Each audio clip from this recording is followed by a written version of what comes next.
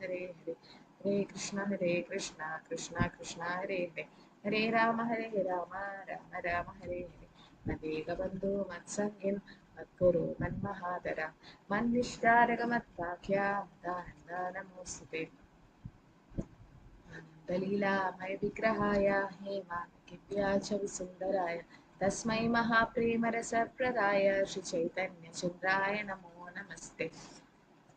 ഓം നമോ ഭഗവതേ വസുദേവായ. അപ്പൊ കഴിഞ്ഞ ക്ലാസ്സിൽ നമ്മൾ ഈ ശ്ലോകത്തിലാണ് നിർത്തിയത്. കൃഷ്ണായ വാസുദേവായ ദേവകീ നന്ദനായ ച നന്ദഗോപകുമാരായ ഗോവിന്ദായ നമോ നമഃ. അത് കഴിഞ്ഞിട്ട് കുന്തി മഹാറാണി ഭഗവാന് സ്തുതികൾ അർപ്പിക്കുകയാണ്. എന്താ പറയുന്നത്? നമാ പങ്കജനാഭായ നമാ പങ്കജമാലിനി നമാ പങ്കജനേത്രായ നമസ്തേ പങ്കജാഗ്രേ. ഓരോരുത്തരും ഓരോ ശ്ലോകം ചൊല്ലിക്കൊള്ളു. അംബിക ദേവി മാതാജി ഈ ശ്ലോകം ചൊല്ലിക്കൊള്ളു. ഹരേ കൃഷ്ണ. കൃഷ്ണ മാതാജി. ഹരേ കൃഷ്ണ. നമഃ പങ്കജനാഭായ നമഃ പങ്കജമാലിനേ നമഃ പങ്കജനേത്രായ നമസ്തേ പങ്കജാംഗയേ. ഹരേ കൃഷ്ണ മാതാജി. ഹരേ കൃഷ്ണ. ഇതിലെന്താ പറയുന്നത്? നാഭിയിൽ താമരപ്പൂവിന്റെ അടയാളമുള്ളവരും, അതായത് പങ്കജനാഭ. അതുകൊണ്ട് ഭഗവാന്റെ വേറെ പേരെന്താ? നാഭിയിൽ താമരപ്പൂവിന്റെ അടയാളമുള്ളത് കൊണ്ട് എന്താണ് പേര്? പങ്കജനാഭി. പങ്കജനാഭി അല്ലെങ്കിൽ പത്മനാഭായ അല്ലെ? പത്മനാഭൻ. ആ ഒരു പത്മനാഭൻ, നാഭിയിൽ നിന്ന് പത്മം വന്നു. എന്നിട്ട് അതിലാണ് ബ്രഹ്മാവ് ഉണ്ടായത്. അതുകൊണ്ടാണ് പറയുന്നത് താമര. നമോ പങ്കജനാഭ, പങ്കജമാലിനി, പങ്കജനേത്ര, എല്ലാം ഭഗവാന്റെ പങ്കജത്തിനെ കൊണ്ട് സാദൃശ്യപ്പെടുത്തുന്നത് എന്തുകൊണ്ടാ? ഭഗവാന്റെ ആദ്യത്തെ സൃഷ്ടിയാണ് താമര അല്ലെ? വേറെ എല്ലാ പൂക്കളും സൃഷ്ടിച്ചതാരാ? ബ്രഹ്മാവ്. ബ്രഹ്മാവിനെ സൃഷ്ടിച്ചത് ഭഗവാൻ. പക്ഷെ ബ്രഹ്മാവാണ് ഭഗവാന്റെ ആദ്യത്തെ സൃഷ്ടിയെങ്കിലും ബ്രഹ്മാവിനെ മുമ്പ് സൃഷ്ടിച്ചതാണ് താമരയെ. കാരണം ഗർഭോദക്ഷ വിഷ്ണുവിടെ നാഭിയിൽ നിന്നും താമര വന്ന് അതിലാണ് ബ്രഹ്മാവ് ഉണ്ടായത് അല്ലെ? പിന്നെ സദാ താമര പൂമാലകളാൽ അലങ്കരിക്കപ്പെടുന്നവൻ. ജഗന്നാഥ് പുരിയില് പത്മവേഷം എന്ന് പറഞ്ഞിട്ടൊന്നുണ്ട്. അതായത് താമരയുടെ മാലകളും മുട്ടും കൊണ്ടാണ് ഭഗവാന് മാലകളും ഡ്രസ്സും ഒക്കെ ഉണ്ടാക്കുന്ന സമയം. അപ്പൊ അത് എന്തുകൊണ്ടാണ് അങ്ങനെ വന്നതെന്ന് വെച്ചാൽ, ഒരു ഭക്തൻ എത്രയോ ദൂരത്ത് നിന്നും താമര പറിച്ചിട്ട് കൊട്ടയിൽ നിറച്ച് ജഗന്നാഥ് പുരിയിലെത്തുമ്പോഴേക്കും താമരയൊക്കെ വാടിപ്പോയി. എന്നിട്ട് പൂജാരിമാര് അത് സ്വീകരിച്ചില്ല. ആ ഭക്തര് വളരെ സങ്കടമായിട്ട് കരച്ചിലായിരുന്നു. ഒരു ഭക്ഷണവും ഒന്നും കഴിക്കാണ്ട്. അപ്പൊ ഭഗവാനും, ഭക്തൻ വിഷമിക്കുമ്പം ഭഗവാനും വിഷമിക്കും അല്ലെ? ഭഗവാനും ഒന്നും സ്വീകരിച്ചില്ല ആ ദിവസം. എന്നിട്ട് ഭഗവാൻ ജഗന്നാഥ് പുരിയിലെ മുഖ്യ പൂജാരിയുടെ സ്വപ്നത്തിൽ വന്നിട്ട് പറഞ്ഞു, ആ ഭക്തന്റെ താമര കൊണ്ട് എന്നെ അലങ്കരിക്കണം. പക്ഷെ പൂജാരിമാര് പിന്നീട് പോയി നോക്കുമ്പോഴേക്ക് അതെല്ലാം ഫ്രഷ് ഇപ്പൊ പറിച്ച പോലെ ഉണ്ടായിരുന്നു. അത് ഭഗവാന്റെ ഒരു ലീലയായിരുന്നു. അപ്പൊ ഭഗവാൻ അതിന് ശേഷം പങ്കജവേഷം അല്ലെങ്കിൽ പത്മവേഷം എന്ന് പറഞ്ഞിട്ട് ഒരു വേഷം ഭഗവാനെ അലങ്കരിക്കാൻ തുടങ്ങി. പിന്നെ താമരപ്പൂവിലെ സൗമ്യമായ കടാക്ഷത്തോട് കൂടിയവരും, ഭഗവാന്റെ കണ്ണുകൾ പങ്കജനേത്ര അല്ലെ? നല്ല നീണ്ടിട്ടാണ് ആ നേത്രങ്ങൾ. അത് താമര എന്ന് പറഞ്ഞാൽ സോഫ്റ്റ് ആണ്, ഒരു ലൈറ്റ് പിങ്ക് കളറാണ്. അപ്പൊ അത്രയും സോഫ്റ്റ്. അപ്പം നരസിംഹനോട് ഭഗവാനെ പറ്റി എന്താ പറയുക? തവ കര കമലവരെ അല്ലെ? ഭഗവാന്റെ ആ നരസിംഹയുടെ കൈയും കരം കമലം പോലെയാണ്, താമര പോലെ. അത്രയും സോഫ്റ്റ് ആണ്. പക്ഷെ അതില് അത്രയും ഷാർപ്പായ നഖം അല്ലെ? ആ നഖത്തിനെ കൊണ്ട്, ആയുധത്തിനും കളി ഷാർപ്പായ നഖത്തിനെ കൊണ്ടാണ് ഹിരണ്യേശ്വരനെ കൊന്നത്. അപ്പൊ അത് വളരെ അത്ഭുതമായിട്ടാണ് തോന്നുന്നത്. പാദങ്ങളിൽ പങ്കജമുദ്രകളുള്ളവനുമായവനെ അങ്ങേക്ക് എന്റെ ആദരപരമായ പ്രണാമങ്ങൾ. അപ്പൊ ഭഗവാന്റെ ഭംഗിയെ കുറിച്ചിട്ടാണ് അല്ലെ ഭഗവാനെ പ്രണമിക്കുകയാണ് കുന്തി മഹാറാണി, സ്തുതിക്കുകയാണ് ചെയ്യുന്നത്. അത് കഴിഞ്ഞിട്ട് എന്താ നോക്കാം. മാലതി ശ്യാമ മാതാജി ശ്ലോകം ചൊല്ലിക്കോളൂ.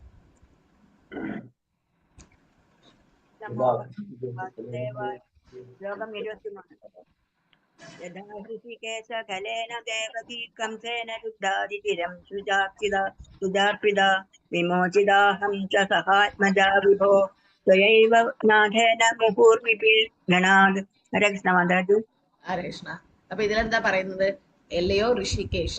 ഋഷികേശ് എന്ന് പറഞ്ഞാൽ എന്താ? ഇന്ദ്രിയങ്ങളുടെ നാഥൻ അല്ലെ? ഇന്ദ്രിയങ്ങളുടെ നാഥനും പ്രഭുക്കന്മാരുടെ അധിപനുമായ അങ്ങ് കംസരാജാവിനാൽ ദീർഘകാലം തടവിലാക്കപ്പെടുകയും പീഡിപ്പിക്കപ്പെടുകയും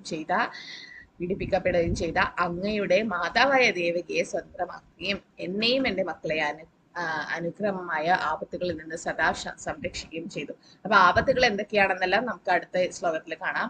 പക്ഷെ ഇതിലെന്താ പറയുന്നത്, ദേവകിയെ, സ്വന്തം അമ്മയെ സ്വതന്ത്രമാക്കി അല്ലെ. സ്വന്തം എന്താ പറയാ, കംസൻ ആരായിരുന്നു? ദേവകിയുടെ ജ്യേഷ്ഠൻ അല്ലെ. പക്ഷെ ആ വിവാഹ ദിവസം തന്നെ വിവാഹ ദിവസം തന്നെ ആ ശരീരി കേട്ടു അല്ലെ, 8ാമത്തെ പുത്രൻ കൊല്ലുമെന്ന്. അങ്ങനെ അതാണ് അസുരന്മാരെ കേട്ട് കഴിഞ്ഞ ഉടനെ കോപം വന്ന് സ്വന്തം അനുജത്തിയെ കല്യാണ ദിവസം തന്നെ, വിവാഹ ദിവസം തന്നെ കൊല്ലാൻ ശ്രമിക്കുന്നു. അപ്പൊ അവിടെ ജയിലില് ഭഗവാനാണ് അവിടെ സ്വതന്ത്രമാക്കിയത് അല്ലെ. മാതാവായ ദേവി കംസനെ കൊന്നു, എന്നിട്ട് സ്വതന്ത്രയാക്കി. പിന്നെയോ കുന്തി മഹാറാണിയും എല്ലാ ആപത്തിൽ നിന്നും സദാ സംരക്ഷണം ചെയ്തത് ഭഗവാനാണ്. പക്ഷെ കുന്തി മഹാറാണിയാണ് കൂടുതൽ കാരുണ്യം ലഭിച്ചത് ദേവകിയെക്കാളും. എന്തുകൊണ്ടായിരിക്കും? അത് രണ്ടാളും ഭക്തിയല്ലേ. ദേവകിയും ഭക്തിയാണ്. ദേവകി 3 ജന്മം പ്രാർത്ഥിച്ചിട്ടാണ്, 3 ജന്മത്തിലാണ് ഭഗവാനെ മകനായിട്ട് ജനിപ്പിച്ചത്. കുന്തി മഹാറാണിക്ക് ഭർത്താവില്ല സംരക്ഷിക്കാൻ, അതുകൊണ്ട് കുന്തി മഹാറാണി വിധവയായതുകൊണ്ട് അല്ലെ. വിധവയായത്. അപ്പൊ കുന്തി മഹാറാണി വിധവയായതുകൊണ്ട് ദേവകിക്കാണെങ്കിൽ വസുദേവർ ഭർത്താവ് ജീവിച്ചിരിപ്പുണ്ട്. അപ്പൊ വിധവയായതുകൊണ്ട് കുന്തി മഹാറാണിക്ക് കൂടുതൽ കാരുണ്യം ഭഗവാൻ കൊടുത്തു എന്നാ പറയുന്നത്. കാരണം ദേവകി ആഗ്രഹിച്ചത് 3 പ്രാവശ്യം ആഗ്രഹിച്ചു അല്ലെ, ഭഗവാനെ മകനായിട്ട് കിട്ടണമെന്ന്. അപ്പൊ കൃഷ്ണി സുതമനായിട്ട്, കൃഷ്ണികർവനായിട്ട് ഭഗവാൻ വന്നു. പിന്നെ 2ാമത്തെ ജന്മാര ആരായിട്ടാ വന്നത് ഭഗവാൻ? വാമനദേവ് അല്ലെ, ഉപേന്ദ്രനായിട്ട് വന്നു അതിഥി കശ്യപ മുനിയിൽ നിന്ന്. പിന്നെ 3ാമതാണ് ദേവകിക്കും വസുദേവർക്കും കൃഷ്ണനായിട്ട് ഭഗവാൻ വന്നത്. അപ്പൊ ദേവകിക്ക് ജസ്റ്റ് കുറച്ച് സമയത്ത് ഭഗവാൻ മകനായിട്ട് ലഭിച്ചു. അത് കഴിഞ്ഞിട്ട് ജയിലിൽ നിന്ന് കൊണ്ടുപോയി. പിന്നീടോ ഭഗവാൻ വന്നിട്ട് കാരാഗ്രഹത്തിൽ നിന്ന് സംരക്ഷിച്ചു. അത്രയേ ഉള്ളൂ. പക്ഷേ കുന്തി മഹാറാണിക്ക് എന്തൊക്കെ ആപത്താണ് വന്നത് എന്ന് അടുത്ത ശ്ലോകത്തിൽ പറയുന്നുണ്ട്. എന്തൊക്കെ ആപത്താണ് കുന്തി മഹാറാണിക്ക് വന്നത്? വിജയനാണ് മാതാജി. ഹരേഷ്ണ. ഹരേഷ്ണ മാതാജി. ഓം നമോ ഭഗവതേ വാസുദേവായ. വിഷാൻ മഹാഗ്നേ പുരുഷാദർശനാൽ അസത്സഭായ വനവാസ കൃച്ഛതാഹം മൃതേ മൃതേനേക മഹാരഥാസ്ത്രതോ ദ്രൗണ്യാസ്മ ഹരേഭിരക്ഷിതാഹ. അപ്പൊ ഇത്രയും പ്രശ്നങ്ങൾ ഉണ്ടായി. വിഷാൻ മഹാഗ്നി പുരുഷാദ ദർശനം. വിഷാൻ അല്ലെ, ഭീമന് വിഷം കൊടുത്തു. പിന്നെയോ മഹാഗ്നി, ലക്ഷഗ്ര അവരുടെ വീട്ടില് അഗ്നി അല്ലെ, അഗ്നി ഇട്ടു. പിന്നെ വിഷാൻ മഹാഗ്നി അരക്കില്ലം. പിന്നെ പുരുഷാദ ദർശനം, ഹിഡുംബിയെ പോലെ അത്രയും വലിയ രാക്ഷസിമാര് വന്നു. പിന്നെ വിഷാൻ മഹാഗ്നി പുരുഷാദ ദർശനം. അസത് സഭ എവിടെയായിരുന്നു സംഭവിച്ചത്? ആയിരിക്കാണ്? അതെന്താ മാതാജി, അതിന്റെ അർത്ഥം മനസ്സിലായില്ല. പാഞ്ചാലി. അസത് സഭ, അസത് സംഘത്യാഗ വൈഷ്ണവാചാർ ചേതന മഹാപ്രഭു പറയും. അസത് എന്ന് പറഞ്ഞാൽ സത്ത് അല്ലാത്തത്, അതായത് വസ്ത്രാക്ഷേപം. അസത് സഭ എന്ന് പറഞ്ഞാൽ ആ സഭയിലുള്ള എല്ലാവരും അല്ലെ, പാണ്ഡവന്മാരും ദുഃഖിച്ചിരുന്നു. പക്ഷെ ഭീഷ്മദേവനും ദ്രോണാചാര്യർക്കും ഒന്നും ചെയ്യാൻ പറ്റിയില്ല. ദ്രൗപദി അവിടെ കരഞ്ഞുകൊണ്ട് അവിടെ ഇരിക്കുകയായിരുന്നു. ദ്രൗപദിയുടെ പ്രാർത്ഥന ആയിരിക്കെങ്കിൽ അറിയോ? ദ്രൗപദി ആ സമയത്ത് ഒരു പ്രാർത്ഥന ചൊല്ലിയിരുന്നു, അറിയോ? ശംഖ് ചക്ര ഗദ പാണി ദ്വാരകാനിലെ അച്യുത ഗോവിന്ദ പുണ്ടരീകാക്ഷ രക്ഷമാം ശരണാഗതി. ശങ്കർ ചക്ര ഗദാ പാണി. നമ്മൾ മാതാജിമാരെ എല്ലാവരും, അതായത് കൂടുതലായിട്ട് ഇത് നമുക്ക് ചൊല്ലാം, കൂടുതലായി നമുക്ക് ചൊല്ലാൻ എന്താ പറയാ പറ്റിയ കീർത്തനാണ്, അല്ലെങ്കിൽ പ്രാർത്ഥനയാണ്. ഓരോരുത്തർക്കും ഓരോ പ്രാർത്ഥന ഉണ്ടാവണം ഭഗവാനെ. ഓക്കെ, നമ്മൾ ഹരേകൃഷ്ണ മന്ത്രം ജപിക്കുന്നുണ്ട്. അത് കൂടാതെ നമ്മള് ശുദ്ധ ഭക്തന്മാര് ചെയ്ത പ്രാർത്ഥനകൾ നമ്മൾ അർപ്പിക്കുമ്പോൾ ഭഗവാന് ഏറ്റവും കൂടുതൽ പ്രീതി ഉണ്ടാവും അല്ലെ, സന്തോഷം ഉണ്ടാവും എന്ന് പറയും. അപ്പം അതൊന്നും കൂടി ചൊല്ലോ. ഒരു മിനിറ്റ്, ഞാൻ ഷെയർ ചെയ്യാം. ഇതാണ് ആ ശ്ലോകം. ശംഖ് ചക്ര ഗദാ പാണീം ദ്വാരകാനിലെ അച്യുത. ഇതിലില്ലേ, വേറെ അഹം വന്ദേ. ശംഖ് ചക്ര ഗദാ പാണി ദ്വാരകാനിലെ അച്യുത ഗോവിന്ദ പുണ്ടരീകാക്ഷ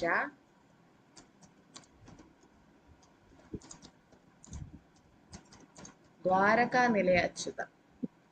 ഗോവിന്ദ പുണ്ടരീകാക്ഷ രക്ഷമാം ശരണാഗതി. ഇതാ ശ്ലോക ബൈ ദ്രൗപദി. ദ്രൗപദി പാടിയ പാട്ടാണ് ഇത്. എന്താ പറയുന്നത്? ഇത് ശംഖ് ചക്ര ഗദാപാണി ദ്വാരകാനിലയ അച്യുത ഗോവിന്ദ പുണ്ടരീകാക്ഷ രക്ഷമാം ശരണാഗതി. ഇത് തന്നെ. ഇതാ ശംഖ് ചക്ര ഗദാപാണി ദ്വാരകാനിലയ അച്യുത ഗോവിന്ദ പുണ്ടരീകാക്ഷ രക്ഷമാം ശരണാഗതം. ഗുരുസഭയിലെ വസ്ത്രാഹരണ വേളയിൽ, അതും സ്ത്രീക്ക് വേണ്ടി പ്രകൃതി നിരോധിക്കപ്പെട്ട കാലത്ത് ദ്രൗപദി പാരായണം ചെയ്തതാണ് രക്ഷിക്കാൻ വരുന്ന ഏറ്റവും മികച്ചത് ഗോവിന്ദ അവൾ പറഞ്ഞത് ഈ ഒരു ശ്ലോകം. അപ്പം ഈ ഒരു ശ്ലോകം എന്താ പറയാ, ദ്രൗപദി ചൊല്ലിയതാണ്. അത് ഭഗവാനെ എന്നെ രക്ഷിക്കണം എന്നുള്ള രീതിയിൽ ഞാൻ അത് ചാറ്റിൽ ഇടുന്നുണ്ട്. ആ ഒരു പ്രാർത്ഥന. ശംഖ് ചക്ര ഗദാപാണി. അപ്പൊ ഭഗവാൻ ശംഖ് ചക്ര ഗദാപാണി ഉണ്ടാവും അല്ലെ? ശംഖ് ചക്രം ധരിച്ചവനാണ് ഗദാപാണി. പിന്നെ ദ്വാരകാനിലെ അച്യുത, ദ്വാരകയിലായിരുന്നു ഭഗവാൻ ആ സമയത്ത് വസിച്ചിരുന്നത്. പിന്നെ അച്യുതനാണ് അല്ലെ ഭഗവാൻ. സാരഥിയായിട്ടും ഒരിക്കലും ചുതിയില്ല. ആ ഒരു പരമദിവ്യോത്തമ പുരുഷൻ എന്ന നിലയിൽ ഭഗവാൻ ഒരിക്കലും താഴേക്ക് വീണില്ല. ഒരു ഡ്രൈവറായി മാറിയില്ല.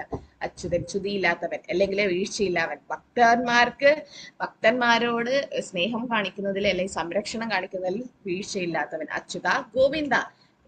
ഇന്ദ്രിയങ്ങൾക്ക് മാത്രമല്ല പശുക്കൾക്കുമെല്ലാം സന്തോഷം നൽകുന്നവൻ. പുണ്ടരീകാക്ഷ രക്ഷമാം ശരണാഗതം അല്ലെ? അങ്ങനെയാണ് ദ്രൗപദി അവിടെ പ്രാർത്ഥിച്ചപ്പം ഭഗവാൻ എന്ത് ചെയ്തു? ഒരുപാട് ആ സാരി 5 പാണ്ഡവന്മാർക്കും ഭീഷ്മർക്കും ദ്രോണർക്കും ആർക്കും സംരക്ഷിക്കാൻ പറ്റില്ല. പക്ഷെ ദുശാസൻ വലിച്ച് പോകുമ്പം ദുര്യോധൻ പറഞ്ഞിട്ടാണ് അത് ചെയ്തത്.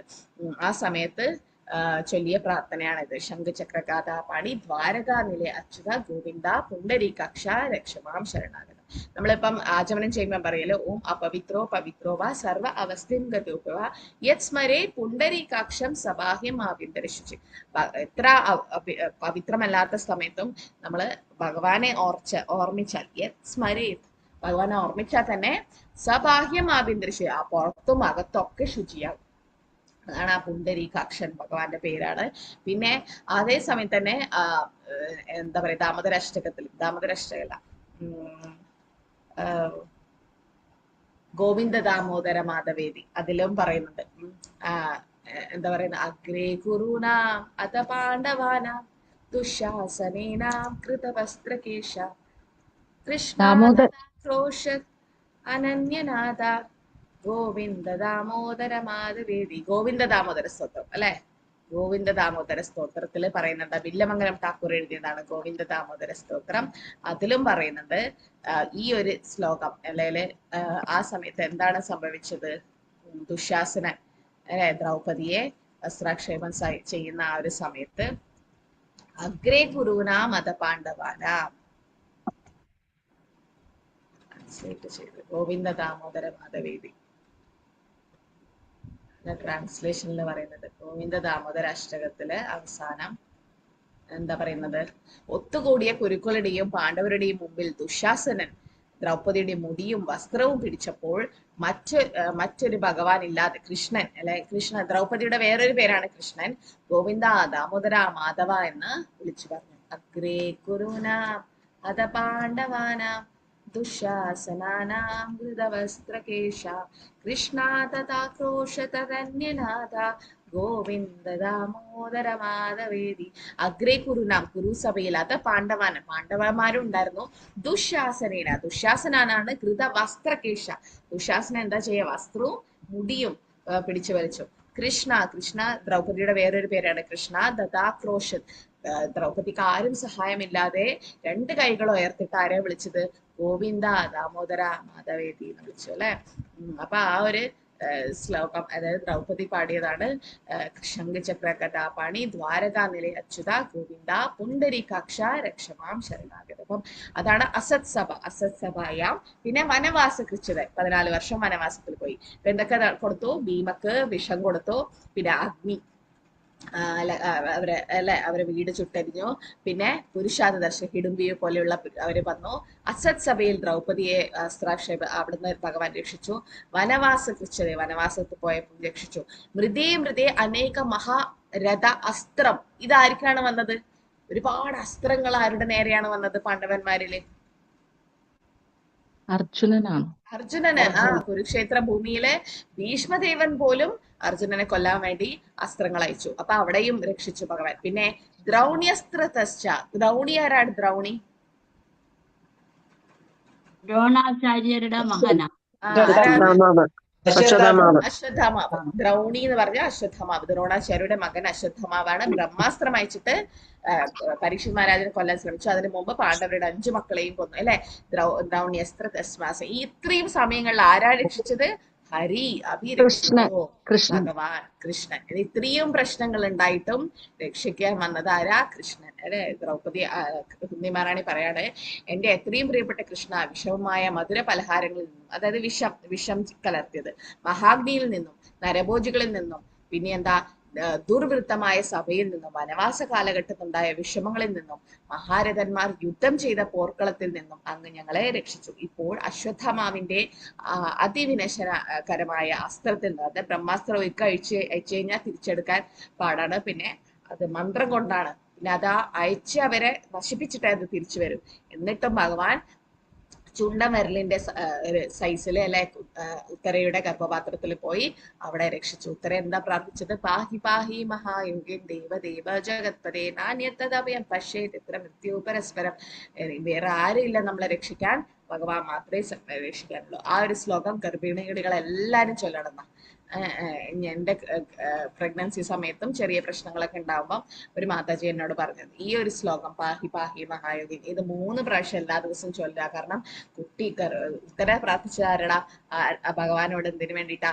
ഗർഭപാത്രത്തിലെ കുഞ്ഞിനെ രക്ഷിക്കാൻ വേണ്ടിയിട്ടല്ലേ. അപ്പൊ അത് ഗർഭിണികൾ മാത്രമല്ല എല്ലാവരും ചൊല്ലണം എന്നാണ്. അപ്പൊ ആ ഒരു ശ്ലോകം അത് പ്രാർത്ഥിച്ചപ്പോഴാണ് ഭഗവാൻ കുന്തി സ്തുതി കേട്ടുകൊണ്ടിരിക്കുകയായിരുന്നു. ആ സമയത്ത് കുന്തി മഹാറാണിയുടെ കൂടെ നിൽക്കുമ്പോൾ തന്നെ ഭഗവാൻ ഉത്തരയുടെ ഗർഭപാത്രത്തിൽ പോയി സംരക്ഷിച്ചു. അപ്പൊ അതാണ് കുന്തി മഹാറാണി പറയുന്നത്, വിശാൽ മഹാഗ്നേ പുരുഷാദ ദർശനം അസത് സഭായാവനവാസ കൃച്ഛതേ മൃതേ അനേക മഹാരഥാസ്തൃതം ദ്രൗണ്യസ്തൃതശ്ചാസ്മ ഹരി അഭിരക്ഷിത. അപ്പൊ ഹരിയാണ് രക്ഷിച്ചത്.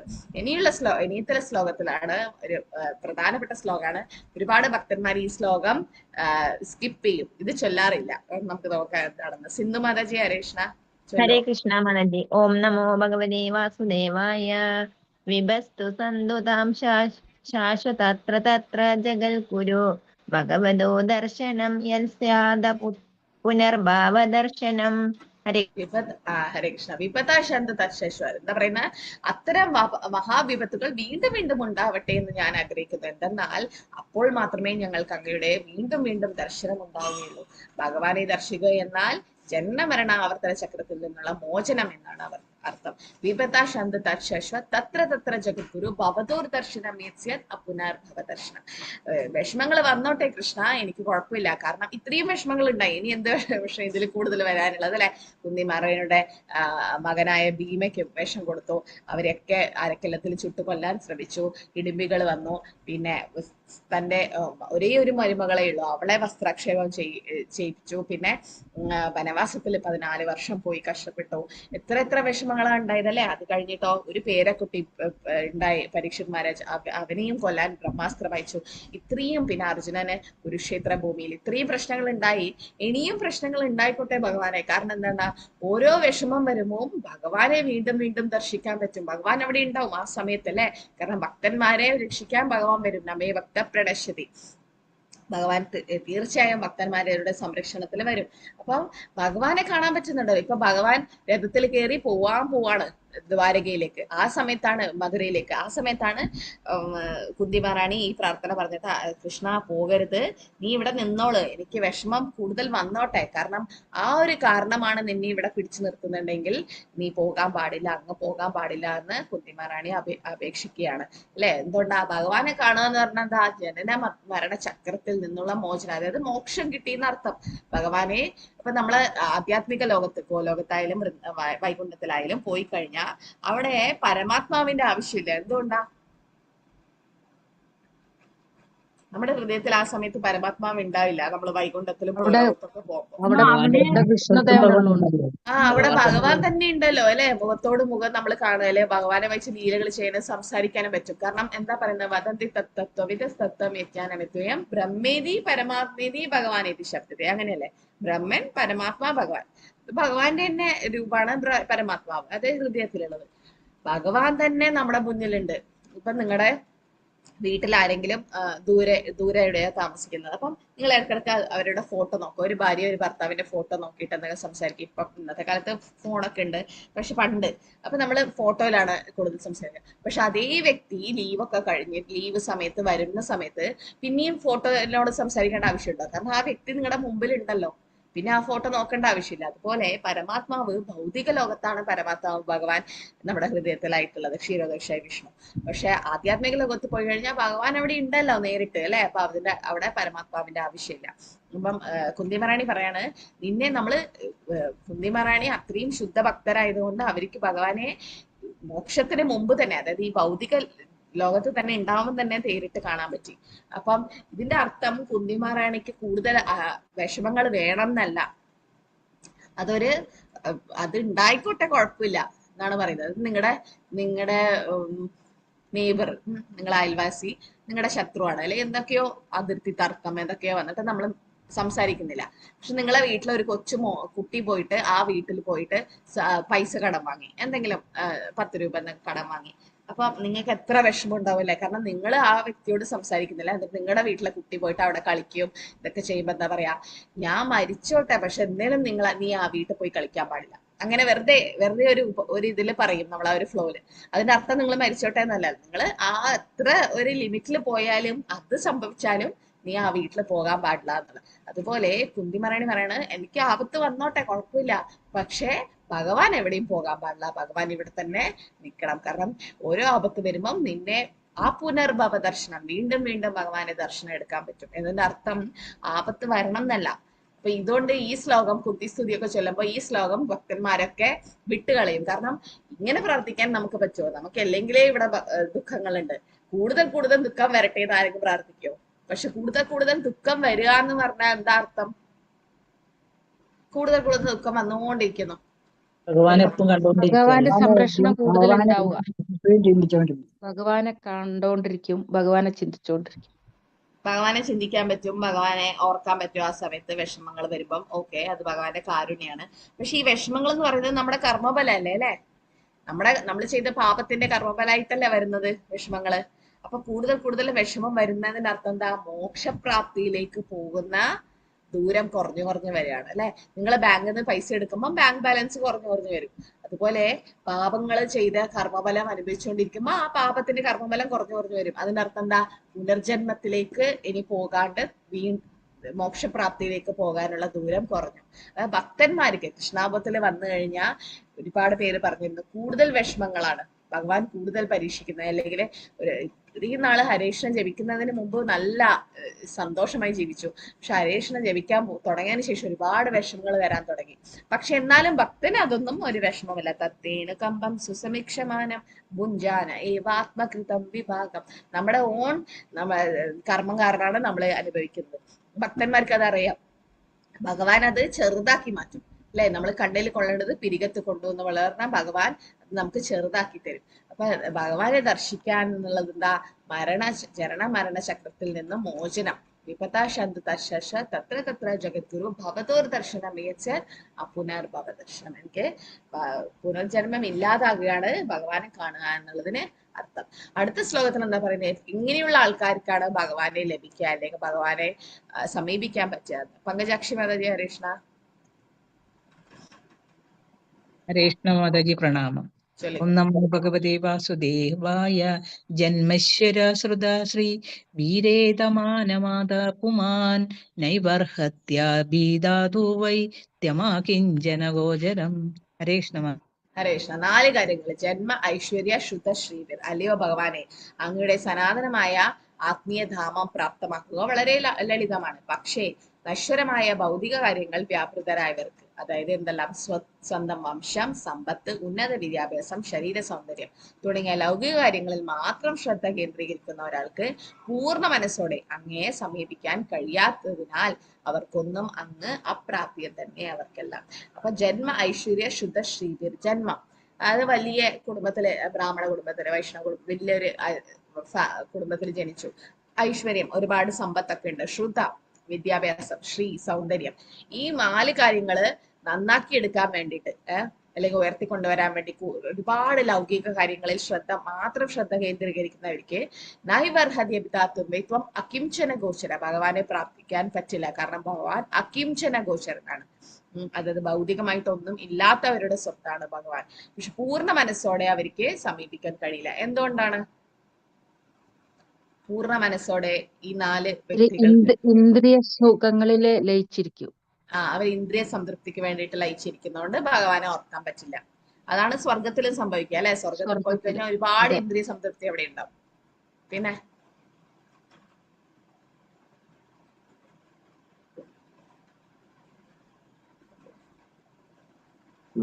ഭൗതിക പുരോഗതിയും ആത്മീയതയും കൂടി ഒന്നിച്ചു കൊണ്ടുപോകാൻ പറ്റില്ല. 2 ബോട്ടിൽ കാലിടുന്ന പോലെയാണ്. കാരണം ഭൗതിക പുരോഗതിയുടെ പിന്നിൽ പോകുമ്പോൾ നമുക്ക് സാധന ചെയ്യാനും ജപിക്കാനും ഇതിനൊന്നും എവിടെയാ സമയം അല്ലെ? ഭൗതികമായിട്ടുള്ള കാര്യങ്ങൾ ചെയ്തുകൊണ്ടിരിക്കും. അപ്പം ഭൗതികമായിട്ട് ഒരുപാട് പൈസയൊക്കെ ഉണ്ടാക്കി തുടങ്ങുമ്പം അവിടെ പാവങ്ങളും ചെയ്യാനുണ്ടാവും.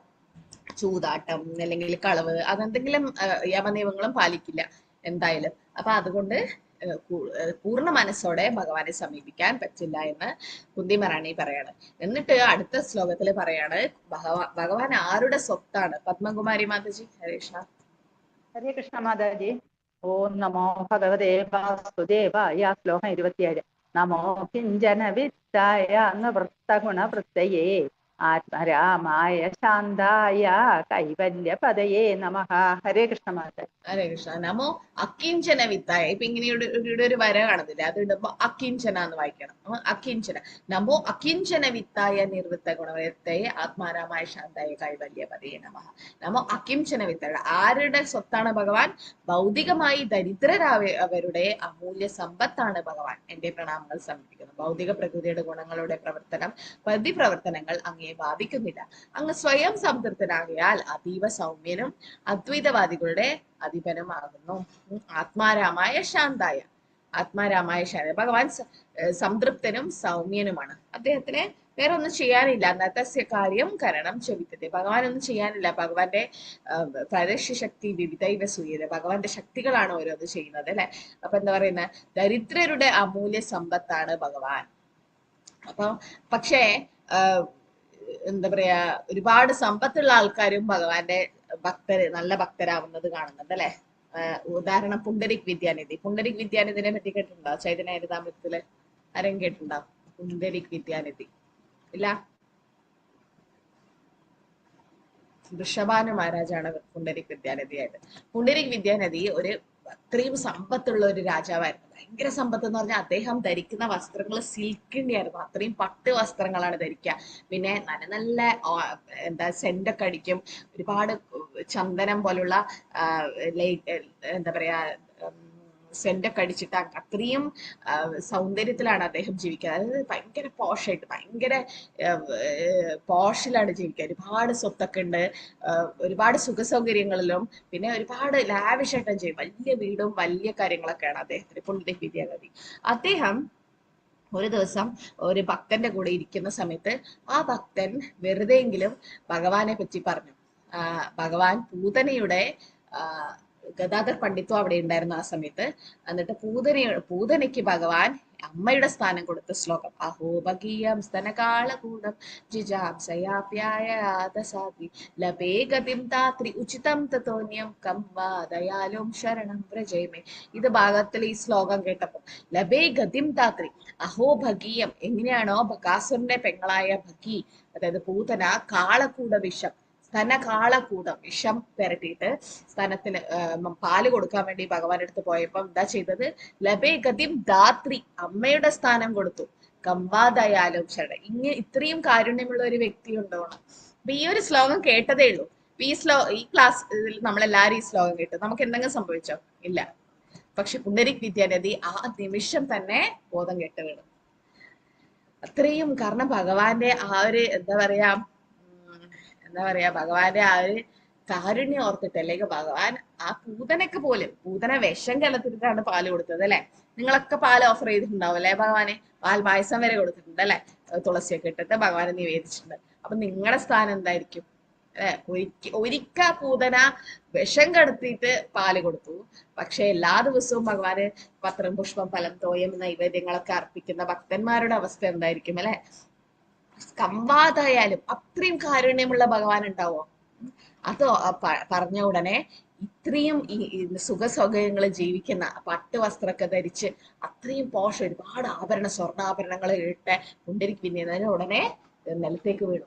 എന്നിട്ട് അവിടുന്ന് ഉരുണ്ടിട്ട് കണ്ണുനീരൊക്കെ വന്നിട്ട് അതീന്ദ്രിയമായ ആനന്ദം അദ്ദേഹം അനുഭവിച്ചു. അല്ലെങ്കിൽ അഷ്ടസാത്വിക വിഹാരം ഉണ്ടല്ലോ, മുടികളൊക്കെ ഇങ്ങനെ എണീച്ച് നിൽക്കുക, അല്ലെങ്കിൽ കണ്ണിൽ നിന്ന് കണ്ണുനീര് വരിക, ബോധം കെടുക, ഇതൊക്കെ എന്താ ഭഗവാന്റെ ഭാവ ശ്രദ്ധ, സാധുസംഗ, ഭജനക്രിയ, അന്തരത്തെ, നിഷ്ഠ, രുചി, ആസക്തി, ഭാവ, പ്രേമ ഭാവ, മഹാഭാവയിലൊക്കെ എത്തിയ ഭക്തന്മാർക്കാണ് ഈ സിംറ്റംസ് ഉണ്ടാവുക, ഈ ഒരു ലക്ഷണങ്ങൾ ഉണ്ടാവുക. അത് കണ്ട ഉടനെ ഗദാധർ പണ്ഡിറ്റ്, രാധാറാണിയാണ് അല്ലെ, ഗദാധർ പണ്ഡിറ്റ് എന്ത് ചെയ്തു? ഉടനെ അദ്ദേഹത്തിന്റെ കാൽക്കൽ വീണിട്ട് ദീക്ഷ തരണം എന്ന് പറഞ്ഞ് ദീക്ഷ സ്വീകരിച്ചു. അതായത് പുണ്ടരിക് വിദ്യാനദി ഇത്രയും ഭൗതികമായിട്ടുള്ള കാര്യങ്ങളിൽ ജീവിച്ചിട്ടും ഭഗവാന്റെ ശുദ്ധ ഭക്തനാണ്. അതെല്ലാവർക്കും പറ്റണമെന്നില്ല. അപ്പൊ ഭഗവാൻ സമ്പത്ത് തരുമ്പം നമ്മൾ അത് ചെയ്യണം, ഭഗവാന്റെ സേവക്ക് ഉപയോഗിക്കണം അല്ലെ. അതാണ് യുക്ത വൈരാഗ്യം. അനാസക്ത വിഷയ യഥാർത്ഥം ഉപയോഗിച്ചിട്ട് നിർബന്ധി കൃഷ്ണ സംബന്ധി യുക്ത വൈരാഗ്യം, അതാണ് യുക്ത വൈരാഗ്യം. അതുപോലെ സമ്പത്ത് നമ്മളെ ഭഗവാന് അർപ്പിക്കുകയാണ് വേണ്ടത്. അപ്പം കുന്തിമരണി പറയാണ് ഭഗവാൻ അകിംചന വിത്തനാണ്. അതായത് ഭൗതികമായിട്ടുള്ള അമൂല്യ സമ്പത്ത് ഇല്ലാത്തവർക്ക്, ദരിദ്രരായവർക്ക് ഭഗവാനെ കൂടുതൽ സ്നേഹത്തോടെ സമീപിക്കാൻ പറ്റും. കാരണം ഭൗതിക ഐശ്വര്യങ്ങൾ ഉണ്ടാവുമ്പോൾ നമ്മൾ എന്ത് ചെയ്യും? ഇന്ദ്രിയ സംതൃപ്തിക്ക് പിന്നാലെ പോകും, ഭഗവാനെ മറന്നു പോകാൻ ചാൻസ് ഉണ്ട്. അപ്പൊ അതുകൊണ്ട് വിഷമങ്ങളും നമുക്ക് നല്ലത് തന്നെയാണ്. ചില സമയത്ത് നമുക്ക് ദുഃഖങ്ങൾ തരുന്നതും ഭഗവാനോട് കൂടുതൽ അടുക്കാൻ വേണ്ടിയിട്ടാണെന്നാണ് പറയുന്നത്. മാതാജി വായിച്ചില്ലേ? ശാരദാക്ഷി ഉപാസന മാതാജി ശ്ലോകം ചൊല്ലിക്കൊള്ളാം. കൃഷ്ണ മന്യേ ത്വാം കാലമീശാനം അനാദിനിധനം വിഭു സമം ചരന്തം സർവത്ര ഭൂതാനാം യത്മിതക്തതി. കുന്തി പറയുന്ന അടുത്ത ശ്ലോകത്തിൽ എന്താ പറയുന്നത്? അല്ലയോ ഭഗവാനെ, അങ്ങയുടെ ആധിപത്യം ശാശ്വതവും പരമവും ആദിയും അന്തമില്ലാത്തതും സർവവ്യാപിയുമായ ഒന്നാണെന്ന് ഞാൻ നിരൂപിക്കുന്നു. കൃപ ചൊരിയുന്നതിൽ അങ്ങ് ഏവരെയും സമാനരായി കണക്കാക്കുന്നു. ജീവാത്മാക്കൾ തമ്മിലുള്ള കലഹത്തിന് നിദാനം സമൂഹ ബന്ധങ്ങളാകുന്നു. ഓക്കെ, സാമൂഹ്യ ബന്ധങ്ങൾ. അപ്പൊ ഇതിലെന്താ പറയുന്നത്? കൃപ ചൊരിയുന്നതിൽ എല്ലാവർക്കും സമനാണ് ഭഗവാൻ. എങ്ങനെയാണ്? സൂര്യപ്രകാശം എല്ലാവർക്കും കിട്ടുന്നുണ്ട് അല്ലെ. എവിടെയെങ്കിലും സൂര്യപ്രകാശം കിട്ടാണ്ടുണ്ടോ? അത് ആ ഒരു എന്താ പറയാ, ചിലപ്പം ഓരോ മാളത്തിലും ഓരോ വീട്ടിന്റെ അകത്ത് സൂര്യപ്രകാശം കയറില്ല. അത് നമ്മുടെ കുഴപ്പമാണ്, നമ്മളവിടെ നിൽക്കുന്നുണ്ട്, നമുക്ക് പുറത്തിറങ്ങി വരാം അല്ലെ. അതേപോലെ മഴ സമുദ്രത്തിലും മഴ പെയ്യും, പാറയിലും മഴ പെയ്യും, എല്ലായിടത്തും മഴ പെയ്യും അല്ലെ. അപ്പൊ ഒരിക്കലും അത് പക്ഷാഭേദം കാണിക്കുന്നില്ല, ഭഗവാനും കാണിക്കുന്നില്ല. സമൂഹം സർവഭൂതേഷു നമേ ദ്വേഷേന അസ്തി ന പ്രിയ ഏവ ചിന്തിതുമാം ഭക്ത്യാമയി തേതേഷു ചാപ്യഹം. ഭഗവാൻ ഒരിക്കലും ഈ ഇവരാണ് നല്ലത്, എല്ലാവരാണ് നല്ല, അങ്ങനെ ഒരിക്കലും പറയില്ല. കൃപ ചൊരിയുന്ന കാര്യത്തിൽ ഏവരെയും സമാനമായിട്ടാണ് ഭഗവാൻ കാണുന്നത്. പിന്നെ എന്താ, നമ്മൾ തമ്മിലുള്ള പ്രശ്നത്തിന് കാരണം എന്താ? സാമൂഹ്യ ബന്ധങ്ങളാകുന്നു. കാരണം എല്ലാവരും ഭഗവാനെ മറക്കുന്നത് കൊണ്ടാണ് നമുക്ക് വിഷമങ്ങൾ വരുന്നതാണ് കുന്തി മഹാറാണി പറയുന്നത്. ഇനി ഭഗവാൻ അവതരിച്ചതിന്റെ കാരണങ്ങളാണ് അടുത്തുള്ള 5-6 ശ്ലോകങ്ങളിൽ ഓരോരോ കാരണമായിട്ടാണ് ദേവകി മാത പറയുന്നത്, കുന്തി മഹാറാണി പറയുന്നത്. അങ്ങ് എന്തിനാണ് അവതരിച്ചത് എന്നുള്ളതിൽ പല പല കാരണങ്ങളായിട്ട് പറയണം. നിർമ്മല മാതാജി, കൃഷ്ണ. ഓം നമോ ഭഗവതേ വാസുദേവായ. ന വേദ കശ്ചിത് ഭഗവത് ചികീർഷിതം തവേഹമാനസ്യ നൃണാം വിഡംബനം നയസ്യ കശ്ചിത് ദൈതോസ്തി കർഹിചിത് ദേശസ്തയസ്മിൻ വിഷമാമതീന്ദ്രണാം. കൃഷ്ണ മാതാജി. കൃഷ്ണ. ഇതിലെന്താ പറയുന്നത്? അല്ലയോ ഭഗവാനെ, അങ്ങയുടെ അവതാരത്തിലുള്ള അതീന്ദ്ര ലീലകൾ ആർക്കും മനസ്സിലാക്കാൻ കഴിയുന്നില്ല. ആകയാൽ അവ വഴിതെറ്റിക്കുന്നവയാകുന്നു. അങ്ങേക്ക് സവിശേഷ പ്രീതിയുള്ളവാക്കുന്ന യാതൊരു വസ്തുവും ഇല്ലെന്ന് മാത്രമല്ല, അങ്ങേക്ക് അസൂയുള്ളവാക്കുന്ന യാതൊരു പൊരുളുമില്ല. പക്ഷെ ജനങ്ങൾ അങ്ങ് പക്ഷാപാതകാരനാണെന്ന് സങ്കല്പിക്കുന്നു. അപ്പൊ ഭഗവാന്റെ മനുഷ്യാവതാരത്തിലുള്ള ലീലകൾ അപ്പൊ പറയാണ്, ജന്മകർമ്മച്ചമേ ദിവ്യം അല്ലെ, ഭഗവാന്റെ ജന്മവും കർമ്മമൊക്കെ ദിവ്യാണ്, അതീന്ദ്രിയമാണ്. അത് മനസ്സിലാക്കിയല്ലോ. ഏവം യോ വിധി തത്വത ത്യക്തദേഹം പുനർജന്മനൈതി മാമേതി സോചിത. പുനർജന്മം ഉണ്ടാവില്ല, തിരിച്ചു ഭഗവാനിലേക്ക് പോകാൻ പറ്റും. അപ്പൊ അതീന്ദ്രിയമാണ് ഭഗവാന്റെ ലീലകൾ. അത് ആർക്കും മനസ്സിലാക്കാൻ കഴിയുന്നില്ല. എന്തുകൊണ്ടാണ് അങ്ങനെ പറയുന്നത്?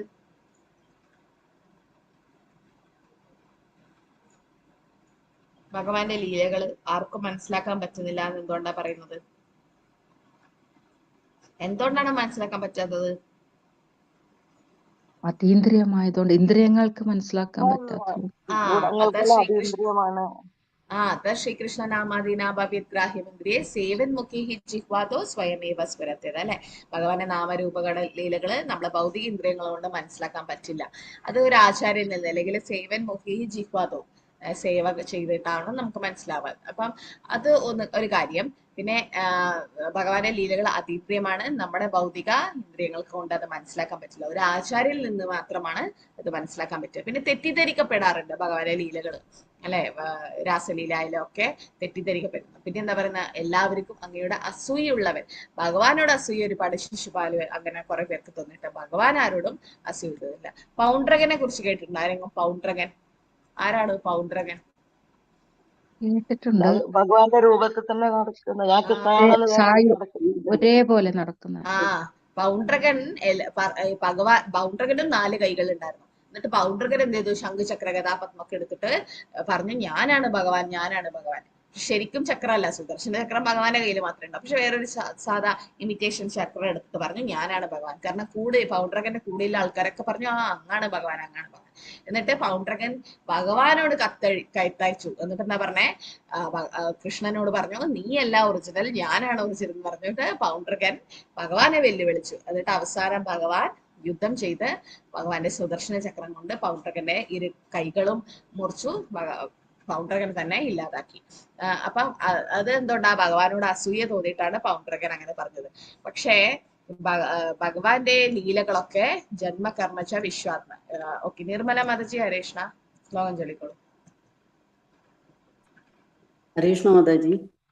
നമോ ഭഗവതി വാസുദേവായ. ജന്മകർമ്മ ച വിശ്വാത്മന്യജസ്യ കർത്തുരാത്മനഃ തിര്യങ് ശിശുയാദസു തദത്യന്ത വിഡംബനം. ഹരേഷ്ണ മാതാജി. എന്താ പറയുന്നത്? അല്ലയോ വിശ്വപ്രപഞ്ച തേജസ്സേ, അങ്ങ് നിഷ്ക്രിയനായി കാണപ്പെടുന്നുവെങ്കിൽ തന്നെയും കർമ്മം ചെയ്തുകൊണ്ടിരിക്കുന്നു.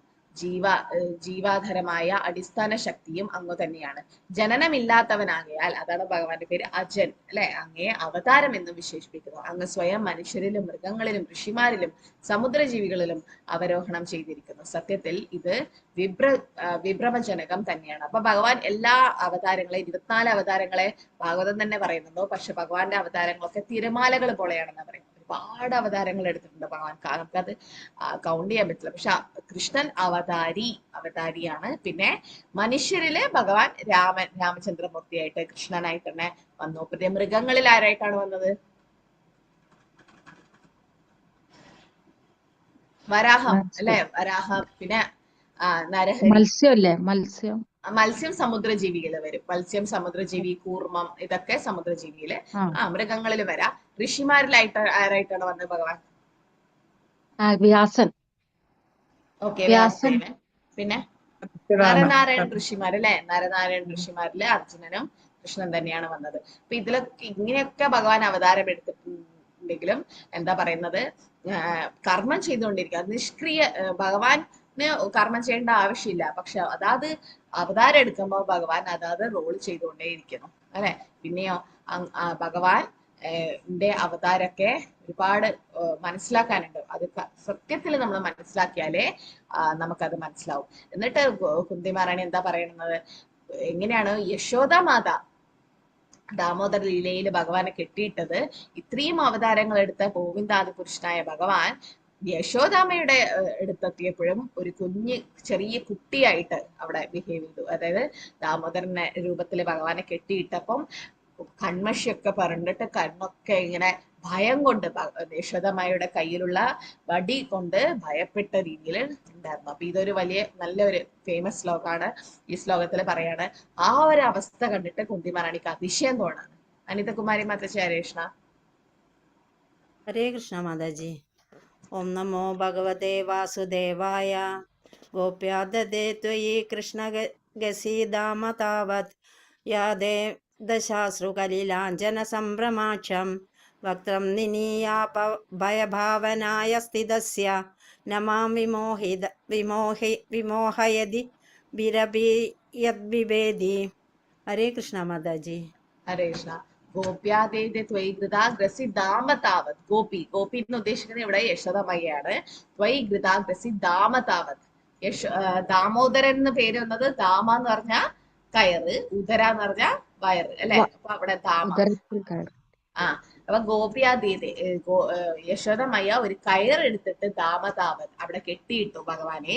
യാത്തെ ദശാശ്രു കലിലാഞ്ജന സംഭ്രമശ. ആ സമയത്ത് എന്താ അശ്രു കരച്ചൽ വന്നിട്ട് ഭഗവാൻ കണ്ണൊക്കെ ഇങ്ങനെ തിരുമ്പി, എന്നിട്ട് കണ്ണിങ്ങനെ തിരുമ്പിയിട്ട് എന്തായി കലിലാഞ്ജന, അതായത് അവിടെ തേച്ച ആ കൺമഷിയൊക്കെ പുരണ്ട് മുഖത്തൊക്കെ നിങ്ങൾക്ക് ആലോചിക്കാൻ പറ്റും ആ ദാമോദര ലീല അല്ലെ. മുഖത്തൊക്കെ കൺമഷിയായി. പിന്നെ വക്രം നിനീയ ഭയഭാവനായ സ്ഥിതസ്യ. ആ സമയത്ത് ഭഗവാന്റെ മുഖത്ത് എന്തായിരുന്നു? ഭയം. ഭഗവാനെ ഭയപ്പെടുകയാണ് യമരാജൻ. മൃത്യു തന്നെ തരുന്ന യമരാജൻ, ഭയം തന്നെ ഭയപ്പെടുന്ന യമരാജൻ. ആ യമരാജൻ ഭഗവാനെ ഭയപ്പെടുന്നു. പക്ഷെ ആ ഭഗവാൻ ആരെയാ ഭയപ്പെടുന്നത്? ഒരു സാധാരണ ഗോപിയായ യശോദമയ്യെ. സാമാം വിമോഹേതി ബീറബിയദ്വിഭേദി. ഈ ഒരു അവസ്ഥ, ഈ ഒരു രൂപം കണ്ടിട്ട് എനിക്ക് തന്നെ എല്ലാവർക്കും അതിശയം തോന്നുന്നു ഭഗവാനെ. കാരണം യമരാജനെ പോലും ശാസിക്കാൻ ഭഗവാനെ കഴിയും. ഇപ്പൊ നിങ്ങൾ ചെയ്യുന്നത് അജാമിള ലീല അല്ലെ. അജാമിള ലീലയില് യമദൂതന്മാര് വിഷ്ണുദൂതന്മാരെ വന്നിട്ട് പറയും, യമദൂതന്മാര് യമരാജനോട് പോയി ചോദിക്കാണ്, അങ്ങേക്കാള് ഉയർന്നവരാരാ ഉള്ളത്? അപ്പൊ പറയും യമരാജ പറയും, ഞാനും കൃഷ്ണന്റെ ഭക്തനാണ്, അല്ലെങ്കിൽ ഒരു മഹാജനാണ്, ഭക്തനാണ് അല്ലെ. ഞാനും കൃഷ്ണന്റെ അടിയിലാണെന്ന് പറയും. അല്ലെങ്കിൽ എല്ലാ ഉപദേവതന്മാരും പോയിട്ട് കൃഷ്ണൻ ഓരോരോ ഡിപ്പാർട്ട്മെന്റ് ഓരോരുത്തർക്ക് കൊടുത്തു. ദുർഗാദേവിക്ക് ഭൗതിക പ്രപഞ്ചം, പിന്നെ വരുണദേവന്, അങ്ങനെ ഓരോരോ ദേവന്മാർക്ക് ഓരോ ഇത് കൊടുത്തു. അപ്പൊ അവസാനം വന്നത് അത് യമരാജൻ പറയും, കർമ്മം നിന്റെ ഡിപ്പാർട്ട്മെന്റ് ആണ്. കർമ്മത്തിൽ അല്ലെങ്കിൽ അത് ഏറ്റവും ഭയപ്പെടുന്ന ഡിപ്പാർട്ട്മെന്റ് ആണ്, ഏറ്റവും വിഷമകരമായ. എന്നിട്ട് യമരാജൻ അത് ചെയ്തു അല്ലെ. യമസ്യ കരുണാനാസ്തി കർത്തവ്യം ഹരികീർത്തനം. യമസ്യ കരുണാനാസ്തി. യമരാജൻ വന്നിട്ട് ഒരു 10 ദിവസം കഴിഞ്ഞിട്ട് ഞാൻ വരാം, അല്ലെങ്കിൽ 10 വർഷം കഴിഞ്ഞിട്ട് വരാന്ന് പറഞ്ഞാൽ വിടുവോ? ഇല്ല, ആ സമയത്ത് തന്നെ കൊണ്ടുപോകും. മൃത്യു സർവഹരശ. അപ്പൊ യമസ്യ കരുണാനാസ്തി. യമരാജന് കരുണയില്ല. ആ സമയം വന്നാ കൊണ്ടുപോകും. പക്ഷെ എന്താ കർത്തവ്യം? ഹരികീർത്തനം. നമ്മളെന്താ ചെയ്യേണ്ടത്? ഹരിനാമം ജപം. അപ്പൊ കോപിയാത്തേത് ഈ ഒരു അവസ്ഥ. അപ്പൊ യമരാജൻ പോലും ഭഗവാനെ ഭയപ്പെടുന്നു. ആ ഭഗവാൻ ആരെ ഭയപ്പെടുന്നു? യശോദമയ്യെ ഭയപ്പെടുന്നു. ഈ ഒരു അവസ്ഥ കണ്ടിട്ട് വളരെ അതിശയം തോന്നുന്നു ഭഗവാനെ. കാരണം അത്രയും സ്ട്രോങ് ആയിട്ടുള്ള ഭഗവാൻ എങ്ങനെ ഇങ്ങനെ നിൽക്കാൻ പറ്റി? ഇപ്പൊ എന്താ പറയുക, എന്റെ പ്രിയപ്പെട്ട കൃഷ്ണ, അങ്ങ് ഒരിക്കൽ വികൃതി കാട്ടിയപ്പോൾ യശോദ മാതാവ് അങ്ങയെ ബന്ധിക്കാനായി കയറെടുത്തു. അപ്പോൾ അങ്ങയുടെ കലങ്ങിയ നയനങ്ങൾ അശ്രുക്കളാൽ നിറയുകയും ആ കണ്ണുനീരാൽ അങ്ങയുടെ നയനങ്ങളിലെ കൺമഷി കലങ്ങുകയും ചെയ്തു. ഭയരൂപം പൂണ്ട സത്വം പോലും അങ്ങയെ ഭയപ്പെടുന്നുവെങ്കിലും അങ്ങ് ഭീതി പൂണ്ടവനായി കാണപ്പെട്ടു. ഈ കാഴ്ച നിശ്ചയമായി എനിക്ക് അമ്പരപ്പുള്ളവാകുന്നു. കാരണം കുന്തിമരണിക്കറിയാം കൃഷ്ണൻ പരമദീപത്വം പുരുഷനാണെന്ന്. എന്നിട്ട് ആ ഒരു ഭഗവാൻ ഈ ഒരു ലീല ചെയ്യുന്നത് എന്തിനു വേണ്ടിയിട്ടായിരുന്നു ഭഗവാൻ ഇങ്ങനെ ചെയ്തത്? ഈ ഒരു ലീല ആ 2 ദേവന്മാരെ രക്ഷിക്കുന്നതിന് വേണ്ടി. ഒന്ന് നളകുബേരൻ മണിഗ്രീവന്മാർക്ക് മോക്ഷം. അതിനു വേണ്ടി അത് മാത്രല്ല, മെയിൻ കാരണം എന്തായിരുന്നു? യശോദമയ്യ നിങ്ങളുടെ അടുത്ത് സാധാരണ മനുഷ്യനും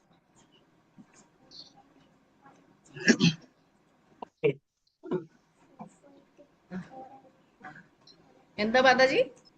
യശോദ മാതാവിന്റെ അടുത്ത് എന്താ പറയാ, മാതാവിനെ ഭക്തിയാണല്ലോ മാതാവിനെ എന്താ പറയാ സന്തോഷിപ്പിക്കാൻ വേണ്ടി സാധാരണ മനുഷ്യരുടെ പോലെ ആ വാത്സല്യ രസം അല്ലെ. യശോദ മാതാവ് പറഞ്ഞത് ഒരു കാര്യമായിരുന്നു, ഭഗവാന്റെ ബാല്യകാല ലീലകൾ കാണുന്നത്.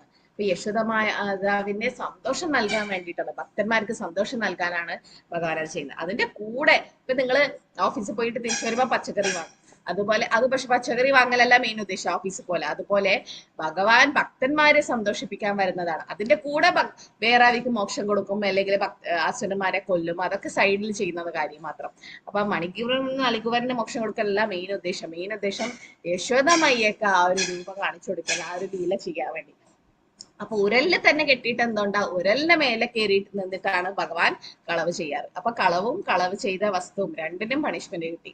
പിന്നെ അതൊരു കാര്യം. പിന്നെ കുട്ടിയെ കെട്ടിയിടുന്നത് വേറെ ആചാര്യന്മാര് പറയുന്നത് എന്താ, കുട്ടികള് തെറ്റ് ചെയ്ത് കഴിഞ്ഞാൽ അവർക്ക് പേടിയാണ് അല്ലെ, അടി കിട്ടും അല്ലെ ചീത്ത കിട്ടും, അപ്പൊ അവരെ ഓടിക്കളയും. എന്റെ മകൻ എന്തെങ്കിലും അവൻ തട്ടി മറിച്ചിട്ട് കഴിഞ്ഞാൽ അവനറിയാം അടുത്തത് നമ്മൾ എന്തെങ്കിലും ശാസിക്കുന്നു പറഞ്ഞാൽ അവൻ എന്ത് ചെയ്യും, വേറെ റൂമിൽ പോയിട്ട് ഒളിച്ചിരിക്കും. അപ്പൊ അതുപോലെ യശോദമായിക്ക് സംശയം കുട്ടിയായ ഭഗവാൻ കുട്ടി എവിടെയെങ്കിലും ഓടിക്കളയെന്ന് വിചാരിച്ചിട്ടാണ് അവിടെ കെട്ടിയിട്ടിടുന്നത് പറയുന്നത്. അപ്പൊ ആ കെട്ടിയിട്ടിട്ട് കഴിഞ്ഞപ്പം ആ ഒരു അവസ്ഥ അല്ലെ, അശ്രുക്കളൊക്കെ നിറഞ്ഞിട്ട് എങ്ങനെയാണോ ആ കൺമഷിയൊക്കെ കലങ്ങുന്ന ആ ഒരു ഭയത്തിലെ ആ ഒരു രൂപം അതിശയമാണ്, അമ്പരമുള്ളതാണെന്ന് കുന്തി മഹാറാണി പറയാണ്. ഇനിയുള്ള കാര്യങ്ങളെല്ലാം പറയുന്നത് ഭഗവാൻ എന്തിനു വേണ്ടിയിട്ടാണ് അവതരിച്ചത് എന്നുള്ളത്. വത്സല മാതാജി, ഹരേഷ്ണ. ഹരേ കൃഷ്ണ മാതാജി.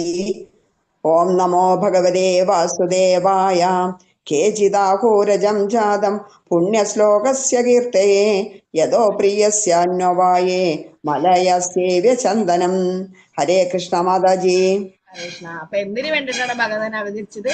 അജനായ അങ്ങ് ജാതനായത്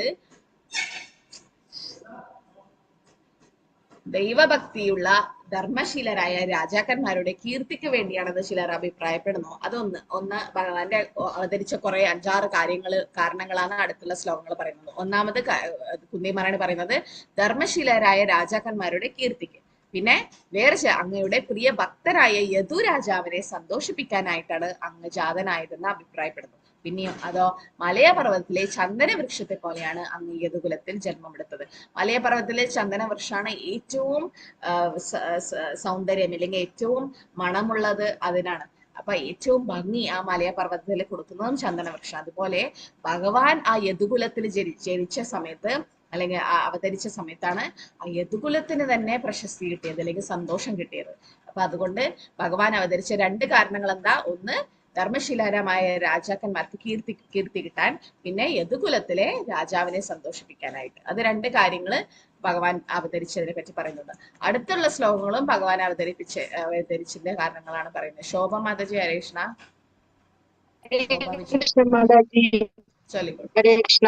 ഹരേഷ്ണ. അപരേ വസുദേവ. ഹരേ കൃഷ്ണ. അപരേ വസുദേവസ്യ ദേവക്യാം യാജിതോ അഗ്നികാൽ അജസ്തമസ്യ ക്ഷേമായ വദായ സുരദിഷാം. ഹരേ കൃഷ്ണ മാതാജി. ഹരേ കൃഷ്ണ. അപ്പൊ ഭഗവാൻ മൂന്നാമത്തെ കാരണം എന്താ പറയുന്നത്, വസുദേവരുടെയും ദേവകിയുടെയും പ്രാർത്ഥനയുടെ ഫലമായിട്ടായിരുന്നു അവരുടെ പുത്രനായി അങ്ങ് അവതാരമെടുത്തതെന്ന് മറ്റുള്ളവർ അഭിപ്രായപ്പെടുന്നു. നിസ്സംശയം അങ്ങ് അജനാണ്. എങ്കിലും ദേവന്മാരുടെ നന്മയ്ക്കും അവരോട് അസൂയുള്ളവരെ നിഗ്രഹിക്കാനും വേണ്ടിയാണ് അങ്ങ് അവതരിച്ചത്.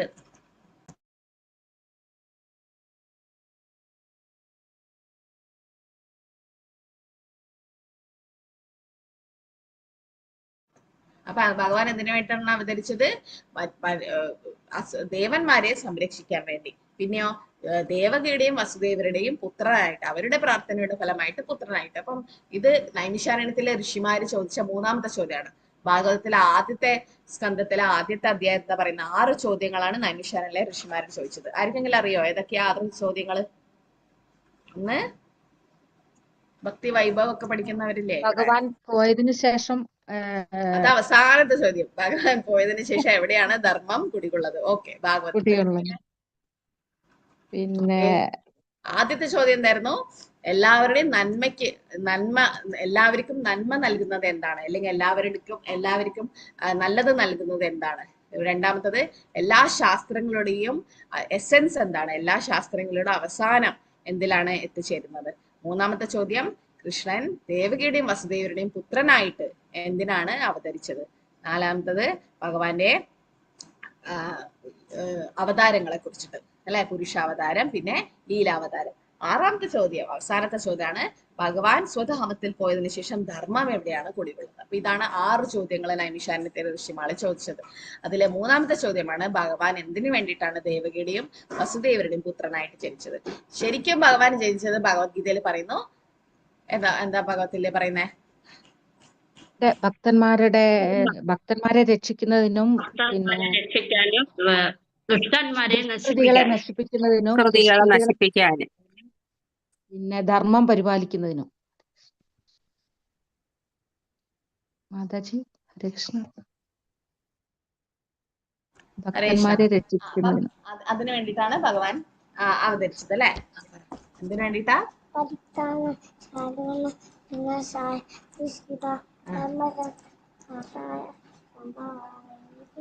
സംഭവാമി യുഗേ യുഗേ. അപ്പൊ പരിത്രാണായ സാധുന അല്ലെ, ഭക്തന്മാരെ സംരക്ഷിക്കാനും അസുരന്മാരെ വിനാശായ ദുഷ്കൃത വിനാശം വരെ കൊല്ലാനും പിന്നെ ധർമ്മം അതാണ് ഭഗവത്ഗീതയിൽ പറയുന്നത്. പക്ഷെ ഭഗവാൻ ശരിക്കും അവതരിച്ചത് ഭക്തന്മാർക്ക് സന്തോഷം നൽകാൻ. ഇപ്പൊ ദേവകി വസുദേവരുടെ പ്രാർത്ഥനയുടെ ഫലമായിട്ടാണ് ഭഗവാൻ ജനിച്ചതെന്ന് പറയുന്നു. പിന്നെ സ്വന്തം ലീലകൾ ചെയ്യാൻ വേണ്ടിയിട്ടാണ് ഭഗവാൻ അവതരിച്ചത് അല്ലെ? അപ്പൊ ഇതൊക്കെ അപ്പൊ ആദ്യത്തിൽ പറയുന്ന എന്താ? ഈ രാജാക്കന്മാരുടെ ധർമ്മം അനുസരിക്കുന്ന രാജാക്കന്മാരുടെ പ്രീതിക്ക് വേണ്ടി, പിന്നെ യദുകുലത്തിലെ രാജാവിനെ സന്തോഷം നൽകാൻ വേണ്ടി. മൂന്നാമത് പറയുന്നത് ദേവകിയുടെയും വസുദേവരുടെയും പ്രാർത്ഥനയുടെ ഫലമായിട്ടാണ് ഭഗവാൻ വരുന്നതെന്ന് പറയുന്നു. പിന്നെ ദേവന്മാരെ സംരക്ഷിക്കാനും അസൂയുള്ളവരെ നിഗ്രഹിക്കാനും അല്ലെങ്കിൽ അസുരന്മാരെ നിഗ്രഹിക്കാനുമാണ് ഭഗവാൻ. 4 കാരണങ്ങൾ പറഞ്ഞു. പിന്നെ എന്താ പറയുന്നത്? ഭൂമി ദേവിയുടെ ഭാരം കുറയ്ക്കാൻ. ഭാരതി അമ്മ മാതാജി ഹരേ കൃഷ്ണ ചൊല്ലിക്കോളൂ. ഹരേ കൃഷ്ണ പ്രഭുജി.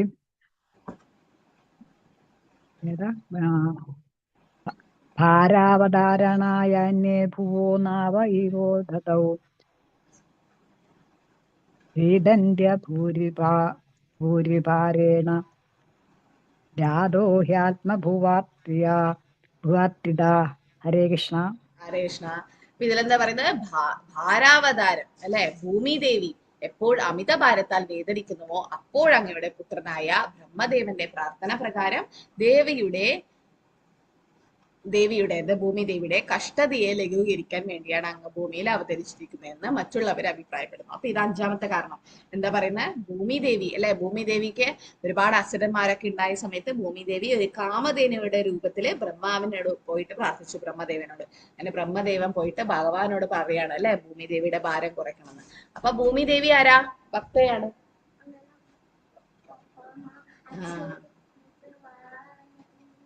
അപ്പൊ എന്താ പറയുന്ന? ആ സമയത്ത് ഭൂമി ദേവിയെ ഹിരണ്യാക്ഷൻ എന്താ പറയാ വിഷമിപ്പിച്ചപ്പോ ബ്രഹ്മാവിന്റെ മൂക്കിൽ നിന്നാണ് വരാഹം വന്നത്. വരാഹദേവ് എന്നിട്ട് സംരക്ഷിച്ചില്ല. അപ്പൊ ഭൂമി ദേവി അത്രയും പ്രിയങ്കരനായ ഭക്തിയാണ് ഭഗവാനെ. എന്നിട്ട് ഭൂമി ദേവിയുടെ മിതഭാരം കുറയ്ക്കാൻ വേണ്ടിയിട്ട് ജയതു ജയതു ദേവോ ദേവകി പുത്ര ജയതു ജയതു വൃഷ്ണി വംശ പ്രദീപ ജയതു ജയതു മേഘ ശ്യാമള കോമളാംഗോ ജയതു ജയതു പൃഥ്വി ഭാരനാശോ മുകുന്ദ. അപ്പൊ ഇതേതാ? മുകുന്ദമായ സ്വത്രത്തിൽ പറയുന്നുണ്ട്. ജയതു ജയതു പൃഥ്വി ഭാരനാശ മുകുന്ദ. പൃഥ്വി അതായത് ഭൂമിയുടെ ഭാരം നശിപ്പിക്കാൻ വേണ്ടിയിട്ട്, ഇല്ലാതാക്കാൻ വേണ്ടിയിട്ടാണ് ഭഗവാൻ അവതരിച്ചതെന്ന് മറ്റുള്ളവർ അഭിപ്രായപ്പെടുന്നു. ഇതൊക്കെ അപ്പൊ അതിനർത്ഥം എന്താ? കുന്തിമഹാറാണിക്ക് അറിയാം, ഭഗവാന്റെ എല്ലാ കാര്യങ്ങളും അറിയാം. ഭഗവാൻ എന്തിനു വേണ്ടിയിട്ട് അവതരിച്ചെന്ന് വരും കുന്തിമഹാറാണിക്ക് അറിയാം. പിന്നെ എന്താ പറയുന്നത്? സീതാരാമനെ മാതാജി ഹരേ കൃഷ്ണ ചൊല്ലിക്കോളൂ. ഹരേ കൃഷ്ണ മാതാജി. ഒരു മിനിറ്റ്. ഓം നമോ ഭഗവതേ വാസുദേവായ. ശ്ലോകം 5. ഭവേസ്മിൻ ക്ലിശ്യമാനസ മവിദ്യ കാമകർമ്മഭിഃ ശ്രവണസ്മരണാർഹാണി കരിഷ്യന്തി കേചന. ഹരേ കൃഷ്ണ മാതാജി. ഹരേ കൃഷ്ണ. ഇതിലെന്ന് പറയുന്നത് ഭൗതികമായി കഠോര വേദന അനുഭവിക്കുന്ന ബന്ധനസ്ഥരായ ആത്മാക്കൾ ഭക്തിയുത സേവ മാർഗം ആയ ശ്രവണം, സ്മരണം, കീർത്തനം, ആരാധന തുടങ്ങിയവയെ പുനർജീവിപ്പിച്ച് മുക്തി പ്രാപ്തമാക്കുവാൻ ചെയ്യുവാൻ വേണ്ടിയാണ് ഭഗവാൻ അവതരിക്കുന്നത് വേറെ ചിലർ അഭിപ്രായപ്പെടുന്നു. തുടങ്ങിയവയെ പുനരുജ്ജീവിപ്പിച്ച് മുക്തി പ്രാപ്തമാക്കുവാൻ. അപ്പം എന്തിനു വേണ്ടിയാണ് ഭഗവാൻ വന്നതെന്നാ പറയുന്നത്? ഭക്തിയുത സേവന മാർഗം നമുക്ക് പറഞ്ഞുതരാം. ശ്രവണം, കീർത്തനം, വിഷ്ണു സ്മരണം, പാദസേവനം, അർച്ചനം, വന്ദനം, ദാസ്യം, സാഖ്യം, ആത്മനിവേദനം ഇതി പുംസാർപിതാ വിഷ്ണു ഭക്തിശ്ച നവലക്ഷണം ക്രിയതേ ഭഗവതി അതാ തന്മന്യേ അതിതമുത്തമ. അപ്പൊ ഭഗവാൻ വന്നത് എന്തിനു വേണ്ടിയിട്ടാ? ഭക്തിയുത സേവനങ്ങൾ നമുക്ക് പറഞ്ഞു തരാൻ വേണ്ടിയിട്ട്. ഇങ്ങനെയാണ് പറയുന്നത്. ശ്രവണം, കീർത്തനം. അപ്പൊ ഭഗവാന്റെ ലീലകളൊക്കെ ചെയ്തു കഴിഞ്ഞാൽ നമുക്കത് കേൾക്കാൻ പറ്റും. ഇപ്പൊ നിങ്ങൾക്ക് ഒരു പുറത്തുള്ള എവിടെയെങ്കിലും പോകണം, വൃന്ദാവനം, മായപ്പുരി, അല്ലെങ്കിൽ നിങ്ങൾ ദുബായ്, അമേരിക്ക എവിടെയെങ്കിലും പോകണം. അപ്പൊ ആ സ്ഥലത്തെ കുറിച്ച് നിങ്ങൾ കേൾക്കും ഫസ്റ്റ് അല്ലെ? കേട്ടിട്ട് നിങ്ങൾക്ക് ഒരു ആഗ്രഹം വരും ആ സ്ഥലത്ത് പോകണമെന്ന്. അതുപോലെ ഈ ഭഗവാൻ ലീലകൾ ചെയ്യുന്നതിന് വേണ്ടിയിട്ടാ ഗോലോക വൃന്ദാവനത്തിൽ ഈ ലീലകൾ എപ്പോഴും നടന്നുകൊണ്ടേയിരിക്കുക. അപ്പൊ നമുക്കൊരു ആഗ്രഹം വരും അല്ലെ, ആ ലീലകളൊക്കെ നടന്ന സ്ഥലം കാണാൻ വേണ്ടി. തിരിച്ചു ഭഗവാന്റെ ലോകത്ത് പോയാലേ അത് കാണാൻ പറ്റും. അപ്പൊ അബദ്ധരസ്ഥരായ ആത്മാക്കള് അല്ലെ ഭൗതികമായ കഠോര വേദന, ജന്മ മൃത്യു ജരാവ്യാധി ദുഃഖദോഷാനുദർശനം, അല്ലെങ്കിൽ ആധ്യാത്മിക അതിഭൗതിക അതിദൈവിക ക്ലേശങ്ങളൊക്കെ നമ്മൾ അനുഭവിക്കുമ്പോൾ ശ്രവണം സ്മരണം കീർത്തനമൊക്കെ ചെയ്തു കഴിഞ്ഞാൽ മുക്തി പ്രാപ്തം കിട്ടും നമുക്ക്. അത് നമുക്ക് തരാൻ വേണ്ടിയിട്ടാണ് ഭഗവാൻ അവതരിച്ചതെന്നാണ് കുന്തി മഹർഷി അടുത്തുള്ള ശ്ലോകത്തിൽ പറയുന്നത്. പിന്നെ എന്താ പറയുന്നത്? വിജയേശ്വരി മാതാജി ഹരേ കൃഷ്ണ. ഹരേ കൃഷ്ണ മാതാജി. പ്രണാമം മാതാജി. ഓം നമോ ഭഗവതേ വാസുദേവായ. ശ്ലോകം 36. ശൃണ്വന്തി ഗായന്തി ശൃണന്ത്യഭീഷ്ണശഃ സ്മരന്തി നന്ദന്തി തവേഹിതം ജനഃ തയേവ പശ്യന്തി അചിരേണ താവകം ഭവപ്രവാഹോ പരമം പദാംബുജം. ഹരേ കൃഷ്ണ. ഹരേ കൃഷ്ണ. ഇപ്പൊ എന്താ പറയുന്ന അല്ലയോ കൃഷ്ണ, ആരാണോ അങ്ങയുടെ സർവാതിശയായ ആത്മജ്ഞാനപരമായ അതീന്ദ്ര കർമ്മങ്ങളെ കുറിച്ച് നിരന്തരം ശ്രവിക്കുന്നത്, അല്ലെങ്കിൽ മറ്റുള്ളവർ അപ്രകാരം പ്രവർത്തിക്കുന്നതിൽ ആനന്ദം അനുഭവിക്കുന്നത്, അവർക്ക് നിശ്ചയമായും ഈ ജനിമൃതി നിർഭരമായ ഇഹലോക ബന്ധത്തിൽ നിന്ന് മോചമേകാൻ ഏകപ്രാപ്തിയുള്ള അങ്ങയുടെ പാദാരവിന്ദങ്ങളെ ദർശിക്കാൻ കഴിയുന്നു. അപ്പം ഭഗവാന്റെ ലീലകളെ അല്ലെ ശൃണ്വന്തികായന്തി ഗൃണന്ത്യപേക്ഷണ ശൃണ്വന്തികായന്തി, അതായത് ഭഗവാന്റെ ലീലകളെ കർമ്മങ്ങളെയും നിരന്തരം ശ്രവിക്കുക, അല്ലെങ്കിൽ അപ്പൊ ശ്രവണം കീർത്തനം വിഷ്ണു സ്മരണം. നമ്മള് കേൾക്കാണ് കൃഷ്ണാബോധത്തിൽ വേണ്ടത്. ഒരുപാട് കേൾക്കുക. ഭഗവാനെ കുറിച്ച് കേട്ടുകൊണ്ടേ ഇരിക്കുമ്പം ഭഗവാൻ നമ്മുടെ ഹൃദയത്തിൽ വന്ന് വസിക്കും. അല്ലെങ്കിൽ നാരദ് മുനി പറയുന്നത് സദാ സേവ്യ ശ്രീമദ് ഭാഗവതേ കഥാ യസ്യ ശ്രവണ മാത്രേണ ഹരി ചിത്തം സമാശ്രയ. ഭാഗവതം എത്ര പ്രാവശ്യം വായിക്കണം? സദാ സേവ്യ വായിച്ചോണ്ടേയിരിക്കുക, കേട്ടോണ്ടേയിരിക്കുക. യസ്യ ശ്രവണ മാത്രേണ, അത് വായിക്കുമ്പോ അല്ലെങ്കിൽ കേൾക്കുമ്പോ എന്താവുക? ഹരി ചിത്തം സമാശ്രയ. ഹരി ഭഗവാൻ വന്നിട്ട് നമ്മുടെ ഹൃദയത്തിൽ ഇരിക്കും. അപ്പൊ ജന്മ നിർഭരമായ ഇഹലോക ബന്ധത്തിൽ നിന്ന് മോചനം നമുക്ക് കിട്ടും. ഹരേ കൃഷ്ണ. ഉഷ മാതാജി ചൊല്ലിക്കോളൂ. ഹരേ കൃഷ്ണ. ഹരേ കൃഷ്ണ മാതാജി. ഹരേ കൃഷ്ണ. ഓം നമോ ഭഗവതേ വാസുദേവായ. അഭ്യത്യനസ്തം സുഹൃദേഹിത പ്രബോധിഹ സസിസുൽ സുഹൃദോനുജീവനഃ യേഷാമിനു ചാന്യത് ഭവത പദാംബുജാത് പരായണം രാജസുയോജിതാഹസാം. ഹരേ കൃഷ്ണ മാതാജി. ഹരേ കൃഷ്ണ. ഹരേ കൃഷ്ണ. അല്ലയോ ഭഗവാനെ, അങ്ങ് സ്വന്തം കർമ്മങ്ങളെല്ലാം നിർവഹിച്ചു കഴിഞ്ഞു. എല്ലാ രാജാക്കന്മാരും അങ്ങയോട് ഞങ്ങളോട്, അതായത് പാണ്ഡവരോട് ശത്രുതാ മനോഭാവം വെച്ചു പുലർത്തുന്ന ഈ സാഹചര്യത്തിൽ അങ്ങയുടെ ദയയെ മാത്രമാണ് ഞങ്ങൾ ആശ്രയിക്കുന്നത്. മാത്രവുമല്ല, അങ്ങല്ലാതെ വേറെ ആരും ഞങ്ങളെ സംരക്ഷിക്കാനില്ല.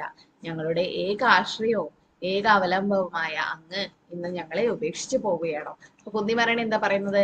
ഇപ്പം അവസാനം യുദ്ധമൊക്കെ കഴിഞ്ഞിട്ട് ഈ സമയത്ത് എന്താ സംഭവിച്ചത്? എല്ലാ രാജാക്കന്മാരും പാണ്ഡവരോട് ശത്രുത പുലർത്തുന്ന ആ ഒരു സാഹചര്യത്തിൽ, കാരണം പാണ്ഡവർ ഇപ്പൊ ജയിച്ചു, പക്ഷെ ആ സമയത്ത് ജയിച്ചെങ്കിലും ദുര്യോധനനെ കുരുക്ഷേത്ര ഭൂമിയിൽ സഹായിക്കാൻ വേറെ രാജാക്കന്മാരൊക്കെ തയ്യാറായിരുന്നു. അപ്പൊ അവരൊക്കെ ഇപ്പൊ ശത്രുവായി. കാരണം അവരൊക്കെ ആ രാജ്യത്തിലെ ഒരുപാട് പേര് മരിച്ചു, അല്ലെ? കുരുക്ഷേത്ര ഭൂമിയിൽ ഒരുപാട് പേര് കൊല്ലപ്പെട്ടു. അപ്പൊ അവരൊക്കെ ഇനി ശത്രുവായി. ആ രാജ്യത്തിലെ ആൾക്കാരൊക്കെ ഇപ്പൊ ശത്രുവായ സമയത്ത് അങ്ങ് നമ്മളെ ഉപേക്ഷിച്ച് പോവാണോ? അപ്പൊ പോകരുത് എന്നാണ് കുന്തി മഹാറാണി പ്രാർത്ഥിക്കുന്നത്, അല്ലെ ഭഗവാൻ. പക്ഷെ ഭഗവാന് ഇനിയും ലീലകൾ ചെയ്യാനുണ്ട്, അല്ലെ?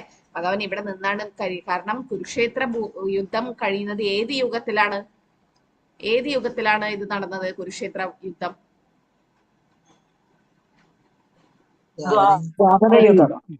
ദ്വാപരയുഗം കഴിയാറായി, അല്ലെ?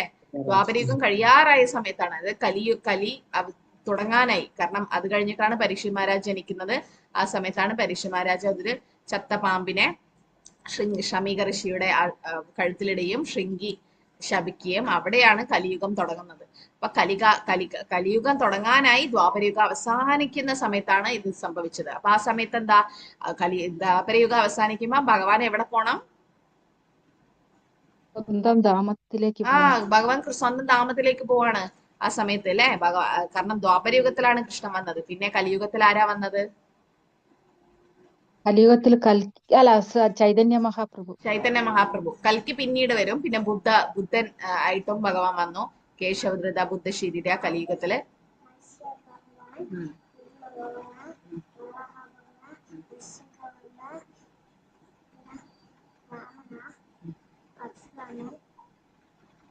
അപ്പൊ ഭഗവാന്റെ അവതാരങ്ങൾ, അല്ലെ? എന്തൊക്കെയാ അവതാരം വന്നേ? ഇങ്ങനെയൊക്കെ എന്തൊക്കെയായിട്ട് വന്നേ? മത്സ്യം, പൂർണ്ണം, വരാഹം, നരസിംഹം, വാമനം, പരശുരാമൻ, കൽക്കി, രാമൻ ബലരാമൻ ഭദ്ര കൽക്കി. ആയിട്ട് ഭഗവാൻ ചൈതന്യ മഹാപ്രഭു ആരാ? കൃഷ്ണൻ തന്നെ അല്ലെ? ചൈതന്യ മഹാപ്രഭു കൃഷ്ണൻ തന്നെയാണ്, ഭഗവാൻ തന്നെ. അവതാരല്ല, അവതാരി ആണ്. അപ്പൊ ഇതിലെന്താ പറയുന്നത്? എല്ലാം കഴിഞ്ഞു, ഇപ്പം എല്ലാ അബദ്ധമൊക്കെ കഴിഞ്ഞു, എന്നിട്ടും അവരൊക്കെ ശത്രുക്കളായ സമയത്താണോ അങ്ങ് പോകുന്നത്. അതിനകത്ത് അർത്ഥം എന്താ? കുന്തി മഹാറാണി ഇനിയും ആപത്തുകൾ പ്രതീക്ഷിക്കുന്നില്ല, ഇനിയും പ്രശ്നങ്ങൾ വരാൻ ചാൻസ് ഉണ്ട്. പക്ഷെ ഭഗവാൻ ലീലകൾ ചെയ്യണം, പോണം അല്ലെ? ഭഗവാൻ സ്വന്തം ധാമത്തിലേക്ക് തിരിച്ചു പോകണം. അവസാനം യുധിഷ്ഠിർ മഹാരാജ് അത് അറിയും, ഭഗവാൻ തിരിച്ചു പോയി എന്ന് അറിഞ്ഞു കഴിഞ്ഞിട്ടാകുമ്പം യുധിഷ്ഠിർ മഹാരാജ് രാജ്യം ഉപേക്ഷിച്ച് ആർക്കാണ് രാജ്യം കൊടുക്കുക? ആർക്കാണ് രാജ്യം ഏൽപ്പിക്കുക? ആരെയാ രാജാവാക്കുക? പരീക്ഷത്തിന്. പരീക്ഷിത് മഹാരാജാവിനെ രാജാവാക്കിയിട്ട് യുധിഷ്ഠിർ മഹാരാജ് പിന്നീട് പോവാണ്. ആ സമയത്ത് പാണ്ഡവരും 5 പേരും പോവും, കുന്തി മഹാറാണിയും ദ്രൗപദിയും ഒക്കെ പോവും ഭഗവാനെ തേടി. ആ സമയത്ത് പിന്നീടാണ് പരീക്ഷിത് മഹാരാജ് കലിപുരുഷനെ ശാസിക്കുന്നത്. അത് നമുക്ക് പിന്നീട് ഭാഗത്തിൽ വരുന്നുണ്ട്. വസന്ത മാതാജി നിങ്ങളുടെ ശ്ലോകം ചൊല്ലുവോ? ഹരേ കൃഷ്ണ. ഹരേ കൃഷ്ണ മാതാജി. ഹരേ കൃഷ്ണ. ദേവയം നാമരുപ്പാഭ്യാം യതുഭിः സഹ പാണ്ഡവാः ഭവതോ ദർശനം യോഗ്യേ ഋഷികാണാമിതേ വേശിതുഃ. കുന്തിസ്തുതി അവസാനിക്കാനായി 43 കുറച്ച് ശ്ലോകങ്ങളുടെ ഉള്ളൂ. അപ്പൊ ഇതിലെന്താ പറയുന്നത്? ഒരു പ്രത്യേക ശരീരത്തിന്റെ പേരും പ്രശസ്തിയും ചേതനാത്മാവിന്റെ മരണാന്തരം വിസ്മരിക്കപ്പെടുന്നത് പോലെ അങ്ങ് ഞങ്ങളെ സംരക്ഷിച്ചില്ലെങ്കിൽ ഞങ്ങളുടെ സർവ പ്രശസ്തിയും പ്രവർത്തനങ്ങളും പാണ്ഡവരുടെയും യദുകുലത്തിന്റെയും പ്രതാപകാലം കഴിയുന്നതോടെ തൽക്ഷണം അവസാനിക്കും. എന്താ പറയുന്നത്? ഭഗവാൻ സംരക്ഷിക്കുന്നില്ലെങ്കിൽ പാണ്ഡവരും അവസാനിക്കും എന്ന് പറയാണ്. അതായത് ഭഗവാൻ തിരിച്ചു പോയി കഴിഞ്ഞാൽ ഭക്തന്മാർക്ക് ഭഗവാന്റെ വിഷമത്തിൽ നിൽക്കാൻ പറ്റില്ല, അല്ലെങ്കിൽ ഭഗവാനെ കാണാതെ നിൽക്കാൻ പറ്റില്ല. കാരണം ഏറ്റവും വലിയ ദുഃഖം എന്താ? കൃഷ്ണ ഭക്ത വിരഹവിന ദുഃഖനഹി തെക്കിപ്പാര. കൃഷ്ണനെയോ കൃഷ്ണന്റെ ഭക്തന്മാരെയോ പിരിഞ്ഞിരിക്കലാണ് ഏറ്റവും വലിയ ദുഃഖം. അപ്പൊ അത് ഭഗവാൻ തിരിച്ചു പോയി എന്ന് അറിഞ്ഞതിന് ശേഷം യുധിഷ്ഠിർ മഹാരാജനും പാണ്ഡവർക്കും അത് സഹിക്കാൻ പറ്റില്ല. അപ്പൊ ഇതിലെന്താ പറയുന്നത്? ഭഗവാൻ എങ്ങനെയാണോ ഒരാള് ഭൗതിക ശരീരം എല്ലാം ഇല്ലാതായി കഴിഞ്ഞാൽ, അല്ലെങ്കിൽ മരണം സംഭവിച്ചു കഴിഞ്ഞാൽ, ദേഹാന്തര പ്രാപ്തി നടന്നു കഴിഞ്ഞാൽ, പിന്നെ അദ്ദേഹത്തിനെ പറ്റി അങ്ങനെ ആരും സംസാരിക്കില്ല. കുറച്ച് വർഷം ഓർക്കുന്നത് മാത്രം.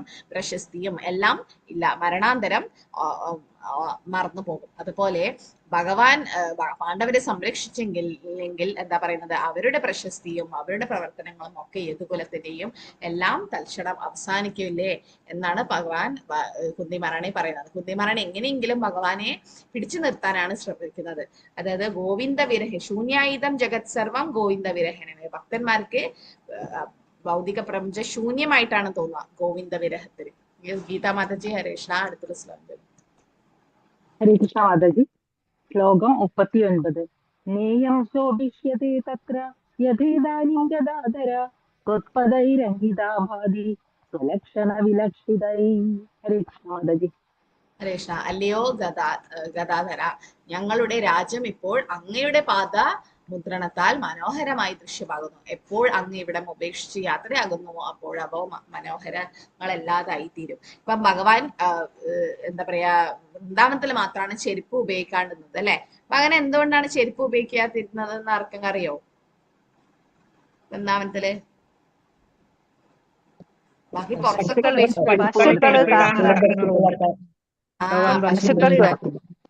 ഇടാത്തത് കൊണ്ട് അല്ലെ? ഒരു ദിവസം യശോദമയ നല്ലൊരു ചെരുപ്പ് ഉണ്ടാക്കിയിട്ട് ഭഗവാന് കൊടുത്തു. എന്നിട്ട് പറഞ്ഞു, നീ ഗോവർദ്ധനത്തിലൊക്കെ പോവല്ലേ, അവിടെ ഒക്കെ പോയി കഴിഞ്ഞാൽ കല്ലും മുള്ളൊക്കെ കൊണ്ടിട്ട് കാല് വേദനയാകും, അപ്പൊ ഈ ചെരുപ്പ് ഇട്ടോളൂ എന്ന് പറഞ്ഞിട്ട് യശോദമയ നല്ലൊരു ചെരുപ്പ് ഉണ്ടാക്കി, നല്ല കോസ്റ്റ്ലി ആയിട്ടുള്ള ഒരു ചെരുപ്പ് ഉണ്ടാക്കി കൊടുത്തു, വില കൂടിയത്.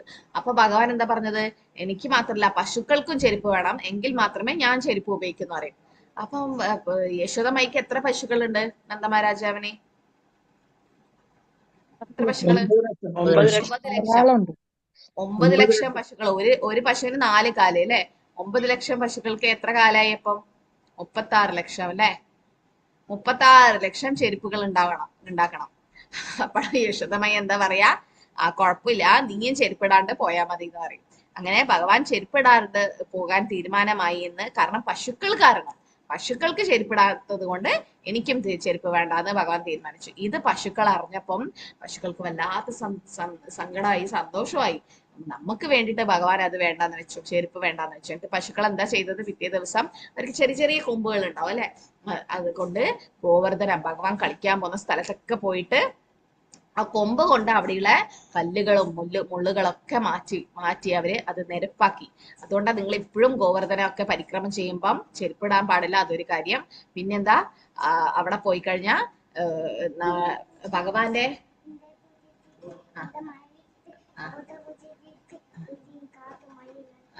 എന്നിട്ട് അവിടെ പോയി കഴിഞ്ഞാല് ഭഗവാന്റെ പാദമുദ്രകൾ ഇപ്പോഴും അവിടെ ഉണ്ടെന്നാ പറയുന്നത്. കാരണം ഭഗവാൻ ചെരുപ്പിടാണ്ട് നടന്നുണ്ട്. അപ്പൊ എപ്പോഴും സ്മൂത്ത് ആയിരിക്കും ആ സ്ഥലം അല്ലെ. ഞാൻ തന്നെ എനിക്ക് ഓർമ്മയുണ്ട്, വൃന്ദാവനത്തിൽ പോയിട്ട് 3 പ്രാവശ്യമാണ് എനിക്ക് ചെരുപ്പ് കാണാതായത്. 3 പ്രാവശ്യം.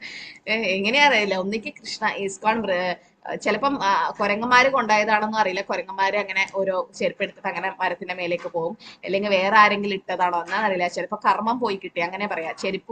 ചെരുപ്പ് അമ്പലത്തിലൊക്കെ പോയി കഴിഞ്ഞ ഉത്സവത്തിനൊക്കെ ചെരുപ്പ് കാണാണ്ടാവും അല്ലെ. ചെരുപ്പ് കാണാണ്ടായ കർമ്മം, നമ്മള് വേറെ ആള് ചെരുപ്പ് നമ്മൾ ഉപയോഗിച്ചാലും കർമ്മം വരുന്ന പറയും. അപ്പൊ കർമ്മം ഇല്ല പോയി കിട്ടുമെന്ന് പറയും. അപ്പൊ ഒരു ചെരുപ്പ് കാണാണ്ടായി, രണ്ടാമത് വാങ്ങി, രണ്ടാമത്തെയും കാണാൻ, മൂന്നാമതും വാങ്ങി. മൂന്നാമതും കാണാണ്ടായപ്പോ ഞാൻ വിചാരിച്ചു ഭഗവാന് ഞാൻ വൃന്ദാവനത്തിൽ ചെരുപ്പ് ഉപയോഗിക്കുന്നത് ഇഷ്ടപ്പെട്ടില്ല തോന്നുന്നു. എന്നിട്ട് ഞാൻ പിന്നീട് കാലിലൊക്കെ വളരെ വിഷമം വന്നു. പക്ഷെ എന്നാലും ചെരുപ്പിടാണ്ടാണ് അവിടെ പരിക്രമൊക്കെ ചെയ്തിട്ട് അവിടെ പോയത് തന്നെ. കാരണം വൃന്ദാവനത്തില് ഭഗവാന്റെ പാദമുദ്രകൾ അവിടെ ഇപ്പോഴും പതിച്ചിരിക്കുന്നതെന്നാ പറയുന്നത് ഭക്തന്മാർക്ക്. പക്ഷെ ഭക്തന്മാർക്ക് അത് കാണാൻ പറ്റും, അഭക്തന്മാർക്ക് അത് മനസ്സിലാക്കാൻ പറ്റില്ല. അതുകൊണ്ടാണ് ഒരു ഭക്തൻ മരിച്ചതിന് ശേഷം, അതായത് ആത്മാവ് ശരീരം വിട്ടതിന് ശേഷം ആ ഭക്തന്റെ ആഗ്രഹമായിരുന്നു ദഹിപ്പിക്കുക. സാധാരണ ഹിന്ദു മതപ്രകാരം ദഹിപ്പിക്കുകയാണ് ചെയ്യുക അല്ലെ. ദേഹം ദഹിപ്പിച്ചു കഴിഞ്ഞതിന് ശേഷം ആ ആഷ് ഉണ്ടാവല്ലോ, ആ ഭസ്മം, അതായത് അത് വ്രജത്തില് കൊണ്ടുപോയിട്ട് വിതരണം ചെയ്യണം എന്ന് പറഞ്ഞിട്ട് മക്കളോട്.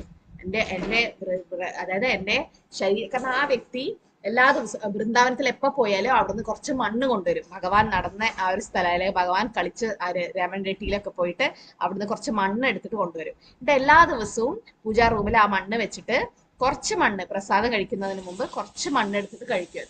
അത് വ്രജരജ, അതായത് ഭഗവാന്റെ പാദം. കാരണം അദ്ദേഹം വ്രജത്തിനെ ഭൗതികമായിട്ടല്ല കാണുന്നത്. ചില ആൾക്കാർ പോയിട്ട് പറയും, ഓ വൃന്ദാവനത്തിൽ എന്താ വരും പശുക്കളും അവിടെ ചാണകം, പിന്നെ പന്നികളുണ്ട് അവിടെ, കാരണം ധാമ അപരാധാവും അങ്ങനെയൊക്കെ പറഞ്ഞു കഴിഞ്ഞാൽ. അങ്ങനെ പറയാൻ പാടില്ല. നമ്മള് ആ കണ്ണുകൊണ്ടാണ് വൃന്ദാവനം കാണേണ്ടത് അല്ലെ. വൃന്ദാവനം അത്രയും ഉയർന്ന ഒരു തലത്തിലുള്ളതാണ്. അപ്പൊ അത് അവിടെ പോവാൻ തന്നെ നമുക്ക് ഭഗവാന്റെ കാരുണ്യം വേണം, അല്ലാണ്ട് നമുക്ക് പോകാൻ പറ്റില്ല. അല്ലെങ്കിൽ വൃന്ദാദേവിയുടെ കാരുണ്യം ഇല്ലാണ്ട്, രാധാറാണിയുടെ കാരുണ്യം ഇല്ലാണ്ട് പോകാൻ തന്നെ പറ്റില്ല. എന്നിട്ട് അവിടെ പോയിട്ട് അദ്ദേഹം എപ്പോഴും ഈ മണ്ണ് തിന്നുമായിരുന്നു, വ്രജരജം. എന്നിട്ട് മരിച്ച സമയത്ത്, മരിക്കുന്നതിന് മുമ്പേ മക്കളോട് പറഞ്ഞു, എന്റെ ശരീരവും ആ വൃന്ദാവനത്തിൽ അലിഞ്ഞു ചേരട്ടെ. അതായത് മരിച്ചതിന് ശേഷം ആ വിഭൂതി, ആ ആഷൊക്കെ എടുത്തിട്ട്, ആ ഭസ്മം എടുത്തിട്ട് വൃന്ദാവനത്തിൽ മുഴുവൻ ഇങ്ങനെ പാറ്റണം. അവിടെയുള്ള പക്ഷികൾ തിന്നോട്ടെ, അല്ലെങ്കിൽ ആ വൃന്ദാവനത്തിലെ മണ്ണിൽ എനിക്ക് അലിഞ്ഞു ചേരണം. അതായിരുന്നു അദ്ദേഹത്തിന്റെ ആഗ്രഹം. അതുപോലെ ഭക്തന്മാർ അവര് ചെയ്തു, മക്കള് ചെയ്തു. കാരണം അത്രയും വൃന്ദാവനത്തിനോട് അറ്റാച്ച്ഡ് ആയിരുന്നു അദ്ദേഹം. അപ്പൊ ഇവിടെ എന്താ പറയുന്നത്, കുന്തി മഹാറാണി പറയാണ്, പാദമുദ്രകള് അവിടെ മാത്രം, വൃന്ദാവനത്തിന് മാത്രമല്ല, അവിടെ ഇവരുടെ രാജ്യത്തിലും അവിടെ ഒക്കെ ഉണ്ടല്ലോ. അപ്പം ഭഗവാൻ പോയി കഴിഞ്ഞാൽ മനോഹരമല്ലാതായി തീരും. അങ്ങനെ 3 ശ്ലോകങ്ങളുടെ ഉള്ളൂ. രാധാമാതാജി ഹരേഷ്ണ ചൊല്ലിക്കോളൂ. ഹരേഷ്ണ മാതാ ചൊല്ലിക്കോളും. രാധാ പിള്ള മാതാജി അൺമ്യൂട്ട് ചെയ്തില്ലേ? ഹരേ കൃഷ്ണ മാതാജി. ഹരേഷ്ണ. ശ്ലോകം 40. ഇമേ ജനപദ ശ്രുത്വാ സുഭകൗഷധി വിനുതഃ വനാദ്രിനദ്യുത്തന്യന്തോ ഹേദന്തേ തവ വീക്ഷിതൈ. ഹരേ കൃഷ്ണ മാതാജി. ഹരേഷ്ണ. പിന്നെന്താ പറയുന്നത്, സർവ നഗരങ്ങളും ഗ്രാമങ്ങളും എല്ലാ അർത്ഥത്തിലും സമൃദ്ധമായി തീർന്നിരിക്കുന്നു. എന്തെന്നാൽ ഔഷധികളും ധാന്യങ്ങളും വേണ്ടുവോളം ഇവിടെയുണ്ട്. വൃക്ഷങ്ങൾ ഫലസമൃദ്ധമാണ്, നദികൾ നിറഞ്ഞൊഴുകുന്നു, പർവ്വതങ്ങൾ ധാതു സമ്പുഷ്ടമാണ്, സാഗരങ്ങൾ നിധിശേഖരങ്ങളാണ്. ഭഗവാനെ, അങ്ങയുടെ കരുണാകടാക്ഷമാണ് ഈ സമൃദ്ധിക്കെല്ലാം കാരണം. അപ്പൊ അവിടെ അവരുടെ ആ സമൃദ്ധിക്ക് കാരണമാരാ ഭഗവാനാണെന്നാണ് കുന്തി മഹാറാണി പറയുന്നത്. ശരിക്കും ഭഗവാൻ തന്നെയാണ് എല്ലാം ചെയ്യുന്നത്. പക്ഷെ അത് മനസ്സിലാക്കിയിട്ട് കുന്തിമഹാറാണി ഭഗവാനോട് പ്രാർത്ഥനകൾ അർപ്പിക്കുകയാണ്. എന്താ പറയുന്നത്, എല്ലാ ഗ്രാമങ്ങളും എല്ലാം സമൃദ്ധിയിലാണുള്ളത്, ധാന്യങ്ങൾ വേണ്ടുവോളം ഉണ്ട്. അതുകൊണ്ടാണ് പരീക്ഷിത് മഹാരാജാവ് വാഴുന്ന സമയത്ത് അവിടെ ഭരിക്കുന്ന സമയത്ത് കലിപുരുഷന് അവിടെ നിൽക്കാൻ പോലും സ്ഥലമില്ല. കാരണം കലിപുരുഷന് നിൽക്കാൻ 4 സ്ഥലങ്ങളാണ് കൊടുത്തത് അല്ലെ, ചൂതാട്ടം നടക്കുന്ന സ്ഥലം, വേശ്യാലയം. അപ്പൊ അതൊന്നും അവിടെ ഉണ്ടായിരുന്നില്ല. അത്രയും സമൃദ്ധിയിലാണ് എല്ലാവരും ജീവിച്ചിരുന്നത്. പിന്നെ വൃക്ഷങ്ങൾ ഫലസമൃദ്ധമാണ്, നദികൾ നിറഞ്ഞൊഴുകുന്നു, എല്ലാം അവർക്ക് നിധിശേഖരങ്ങളൊക്കെ ഉണ്ട്. അപ്പൊ അതായത് എല്ലാ കാര്യങ്ങളും, എല്ലാ സമ്പത്തും സമൃദ്ധിയും അവർക്ക് ഭഗവാൻ ഉള്ളത് കൊണ്ടാണ് ലഭിച്ചത് എന്നാണ് കുന്തി മഹാറാണി പറഞ്ഞത്. ഹരേ കൃഷ്ണ. രതി മാതാജി. ഹരേ കൃഷ്ണ മാതാജി. ഹരേ കൃഷ്ണ. അത വിശ്വേച്ച വീക്ഷാത്മൻ വിശ്വമൂർത്തെ സ്വകേഷമേ സ്നേഹപാശമിമം ചിന്തി ദൃഢം പാണ്ഡിറ്റ് വൃഷ്ണിഷു. ഹരേ കൃഷ്ണ മാതാജി. ഈ ഒരു ശ്ലോകം, ഹരേ കൃഷ്ണ, ഇത് വളരെ പ്രധാനപ്പെട്ട ശ്ലോകം. അതായത് ഇത് വളരെ കഷ്ടമാണ് ഇത് ഇങ്ങനെ ഒരു പ്രാർത്ഥന ചൊല്ലത്. അതായത് എന്താ പറയുന്ന, ഭൗതികമായിട്ടുള്ള ബന്ധങ്ങളൊക്കെ സ്നേഹപാശം ഇമം ചിന്തി. കുന്തി മഹാറാണി പറയണ, ഭഗവാനെ ഭൗതികമായിട്ടുള്ള എല്ലാ അറ്റാച്ച്മെന്റും എല്ലാ ബന്ധങ്ങളും ചിന്തി അല്ലെങ്കിൽ ഇല്ലാതാക്കി നിന്നോടുള്ള അറ്റാച്ച്മെന്റ് കൂട്ടാൻ വേണ്ടി. അല്ലയോ പ്രപഞ്ച സൃഷ്ടാവേ, പ്രപഞ്ചത്തിന്റെ ആത്മാവേ, അല്ലയോ പ്രപഞ്ച സ്വരൂപത്തിന്റെ വ്യക്തി സത്വമേ, എന്നെ ബന്ധുജനങ്ങളുടെയും പാണ്ഡവരുടെയും വൃഷ്ടികളുടെയും സ്നേഹബന്ധത്തിൽ നിന്ന് ദയവായി വേർപ്പെടുത്തിയാലും. എന്തുകൊണ്ടാ, കുന്തി മഹാറാണി മനസ്സിലായി ഭൗതികമായിട്ടുള്ള ബന്ധങ്ങൾ താൽക്കാലികം മാത്രമാണ് അല്ലെ. നമ്മുടെ ഈ മരണശേഷം എല്ലാ മക്കളും ഭർത്താക്കന്മാര്, പിന്നെ ഭർത്താവ്, പിന്നെ ബന്ധുക്കള്, എല്ലാവരും തമ്മിലുള്ള ബന്ധമെല്ലാം ഇല്ലാതായി അല്ലെ. പക്ഷെ ആരുമായിട്ടുള്ള ബന്ധം എപ്പോഴും നിലനിൽക്കും, ഭഗവാനായിട്ടുള്ള ബന്ധം അല്ലെ. ഭഗവാൻ നമ്മൾ ആത്മാവ് ശരീരം വിട്ടു പോകുമ്പോൾ പരമാത്മാവും ആ ശരീരം വിടും. എന്നിട്ട് നമ്മൾ ഏത് ശരീരമാണ് സ്വീകരിക്കാൻ പോകുന്നത് ആ ശരീരത്തിലേക്ക് പരമാത്മാവും കൂടെ തന്നെ വരും. അപ്പൊ നമ്മുടെ കുന്തി മഹാറാണിക്ക് മനസ്സിലായി ഇനി അത്ര കാലേ ജീവിച്ചിരിപ്പുണ്ടാവും. അപ്പൊ അതുകൊണ്ട് കുന്തി മഹാറാണിയുടെ ഭൗതികമായിട്ടുള്ള അറ്റാച്ച്മെന്റ് ഇല്ലാതാക്കി ഭഗവാനിലേക്കുള്ള അറ്റാച്ച്മെന്റ് കൂട്ടാൻ വേണ്ടി, അതായത് പാണ്ഡവരുടെയും കൃഷ്ണികളുടെയും സ്നേഹബന്ധം ഇമം ചിന്തി, സ്നേഹബന്ധത്തിൽ നിന്നും രക്ഷിക്കാൻ വേണ്ടിയിട്ടാണ് പറയുന്നത്. ഇനി 2 ശ്ലോകങ്ങളുണ്ട്. ആരും ചൊല്ലുന്നോ? ഹരേ കൃഷ്ണ. ശ്രീജ മാതാജി ചൊല്ലാൻ പറ്റുമോ? ഹരേ കൃഷ്ണ മാതാജി. ഓം നമോ ഭഗവതേ വാസുദേവായ. ത്വയി മേ അന്യ വിഷയ മതിർമധുപതേ സകൃത് രതിമുദ്ദഹതാ ദഗ്ധാ ഗംഗേ വൗഖമുദന്യുതി. ഹരേ കൃഷ്ണ മാതാജി. ഹരേ കൃഷ്ണ. അപ്പൊ ഇതിലെന്താ പറയുന്നത്, അല്ലയോ മധുസൂദന. ഭഗവാൻ എന്തുകൊണ്ടാ മധുസൂദന എന്ന് വിളിക്കുന്ന അറിയോ? മധു എന്ന രാക്ഷസനെ കൊന്നു. മധു എന്ന രാക്ഷസനെ കൊല്ലു അല്ലെ ഭഗവാൻ മധുസൂദനൻ. യാതൊരു വിഘ്നവും കൂടാതെ നിത്യമായി ഗംഗാ നദി സാഗരത്തിൽ നിധിപതിക്കുന്നത് പോലെ എന്റെ മനസ്സ് മറ്റൊന്നിലേക്കും വ്യതിചലിക്കാതെ അങ്ങയിൽ തന്നെ സദാ ഉറച്ചു നിൽക്കുവാനുള്ള ശക്തി എനിക്ക് നൽകിയ അനുഗ്രഹമാണമേ. അപ്പൊ എങ്ങനെയാണോ ഗംഗാ നദി, നമ്മൾ എത്ര തടസ്സം ഉണ്ടാക്കിയാലും അല്ലെ എത്ര കാര്യങ്ങൾ തടസ്സം ആയാലും ഗംഗാ നദി എങ്ങനെയെങ്കിലും അവിടെ പോയി ഒഴുകും അല്ലെ, സാഗരത്തിൽ അല്ലെങ്കിൽ സമുദ്രത്തിൽ പോയിട്ട് ചേരും. അതുപോലെ എന്താ പറയുന്നത്, എത്ര വിഷമങ്ങൾ ഉണ്ടായാലും ഭക്തി അല്ലെങ്കിൽ മറ്റൊന്നിലും വ്യതിചലിക്കാതെ ഭഗവാനിലേക്ക് സദാ ഉറച്ചു നിൽക്കാനുള്ള ശക്തി തരണമെന്ന് പറയാണ് കുന്തി മഹാറാണി. അപ്പൊ നമ്മൾ ഭക്തി ചെയ്യുമ്പം അങ്ങനെ തടസ്സങ്ങൾ ഉണ്ടാവും, വീട്ടിലായാലും നാട്ടിലായാലും എന്തെങ്കിലും തടസ്സം ഉണ്ടെങ്കിൽ ആ തടസ്സം മാറ്റണം എന്നാണ് കുന്തി മഹാറാണി. അതുകൊണ്ടാ ഭക്തി വിഘ്ന വിനാശനകാരി ആരാ? ഭക്തി വിഘ്ന വിനാശനകാരി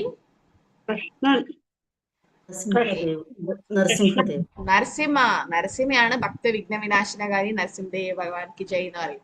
ഭക്ത വിഘ്ന വിനാശനകാരി, ഭക്തന്റെ വിഘ്നങ്ങളൊക്കെ. ഇപ്പൊ എങ്ങനെയാണോ പ്രഹ്ലാദ് മഹാരാജന് എത്ര വിഘ്നങ്ങളാ ഉണ്ടായതല്ലേ, മെയിൻ വിഘ്നാരാ ഹിരണ്യകശിപു. ആ വിഘ്നത്തിനെ തന്നെ ഇല്ലാണ്ടാക്കാൻ ഭഗവാന് സാധിച്ചു. അപ്പൊ അതുകൊണ്ട് അതുകൊണ്ടാണ് നരസിംഹ ഭഗവാനെ ഭക്തന്മാരെ പ്രാർത്ഥിക്കണം, അല്ലെങ്കിൽ നരസിംഹ കവചം ഇടണം, അല്ലെങ്കിൽ നരസിംഹ സ്തുതി എപ്പോഴും ചൊല്ലണം എന്ന് പറയുന്നത് അതുകൊണ്ടാണ്. ഭക്തി വിഘ്ന വിനാശനകാരിയാണ് ഭഗവാൻ. ഓക്കെ, അവസാനത്തെ ശ്ലോകം 43 ശ്ലോകത്തോടെ കുന്തി സ്തുതി അവസാനിക്കുകയാണ്. ശ്രീഷ്മ മാതാജി. ഹരേ കൃഷ്ണ. ഹരേ കൃഷ്ണ മാതാജി. ഓം നമോ വാസുദേവായ. ശ്രീകൃഷ്ണ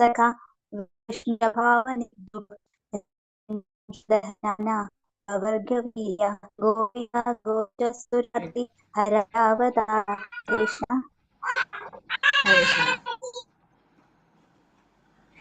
ശ്ലോകം മുഴുവനായിട്ടില്ല. മാതാജി ഒന്നും കൂടെ ചൊല്ലുവോ?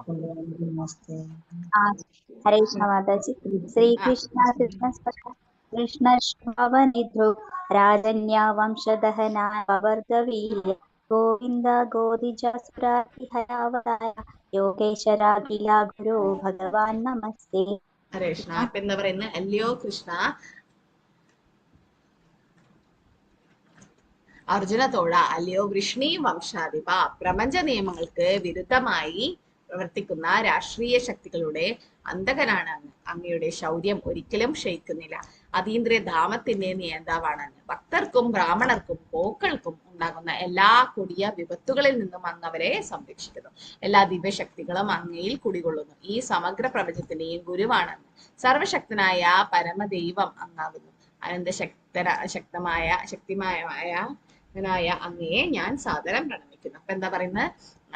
ആരാണോ പ്രപഞ്ച നിയമങ്ങൾക്ക് വിരുദ്ധമായി ചെയ്യുന്നത് അവരൊക്കെ ഇല്ലാതാക്കാൻ ഭഗവാന് പറ്റും. പിന്നെ അതീന്ദ്ര ധാമത്തിന്റെ നിയന്താവാണ്. ഗോലോകേവനേശ്വതി അഖിലാത്മഭൂത. പിന്നെ എല്ലാവരെയും എല്ലാ വിപത്തുകളിൽ നിന്നും, കൊടിയ വിപത്തുകളിൽ നിന്നും എല്ലാവരെയും സംരക്ഷിക്കുന്ന ഭഗവാനാണ്. ആരെ? ഭക്തർക്കും ബ്രാഹ്മണർക്കും ഗോക്കൾക്കും, അല്ലെ? അതാണ് ഭഗവാൻ സംരക്ഷണം നൽകുന്നത്.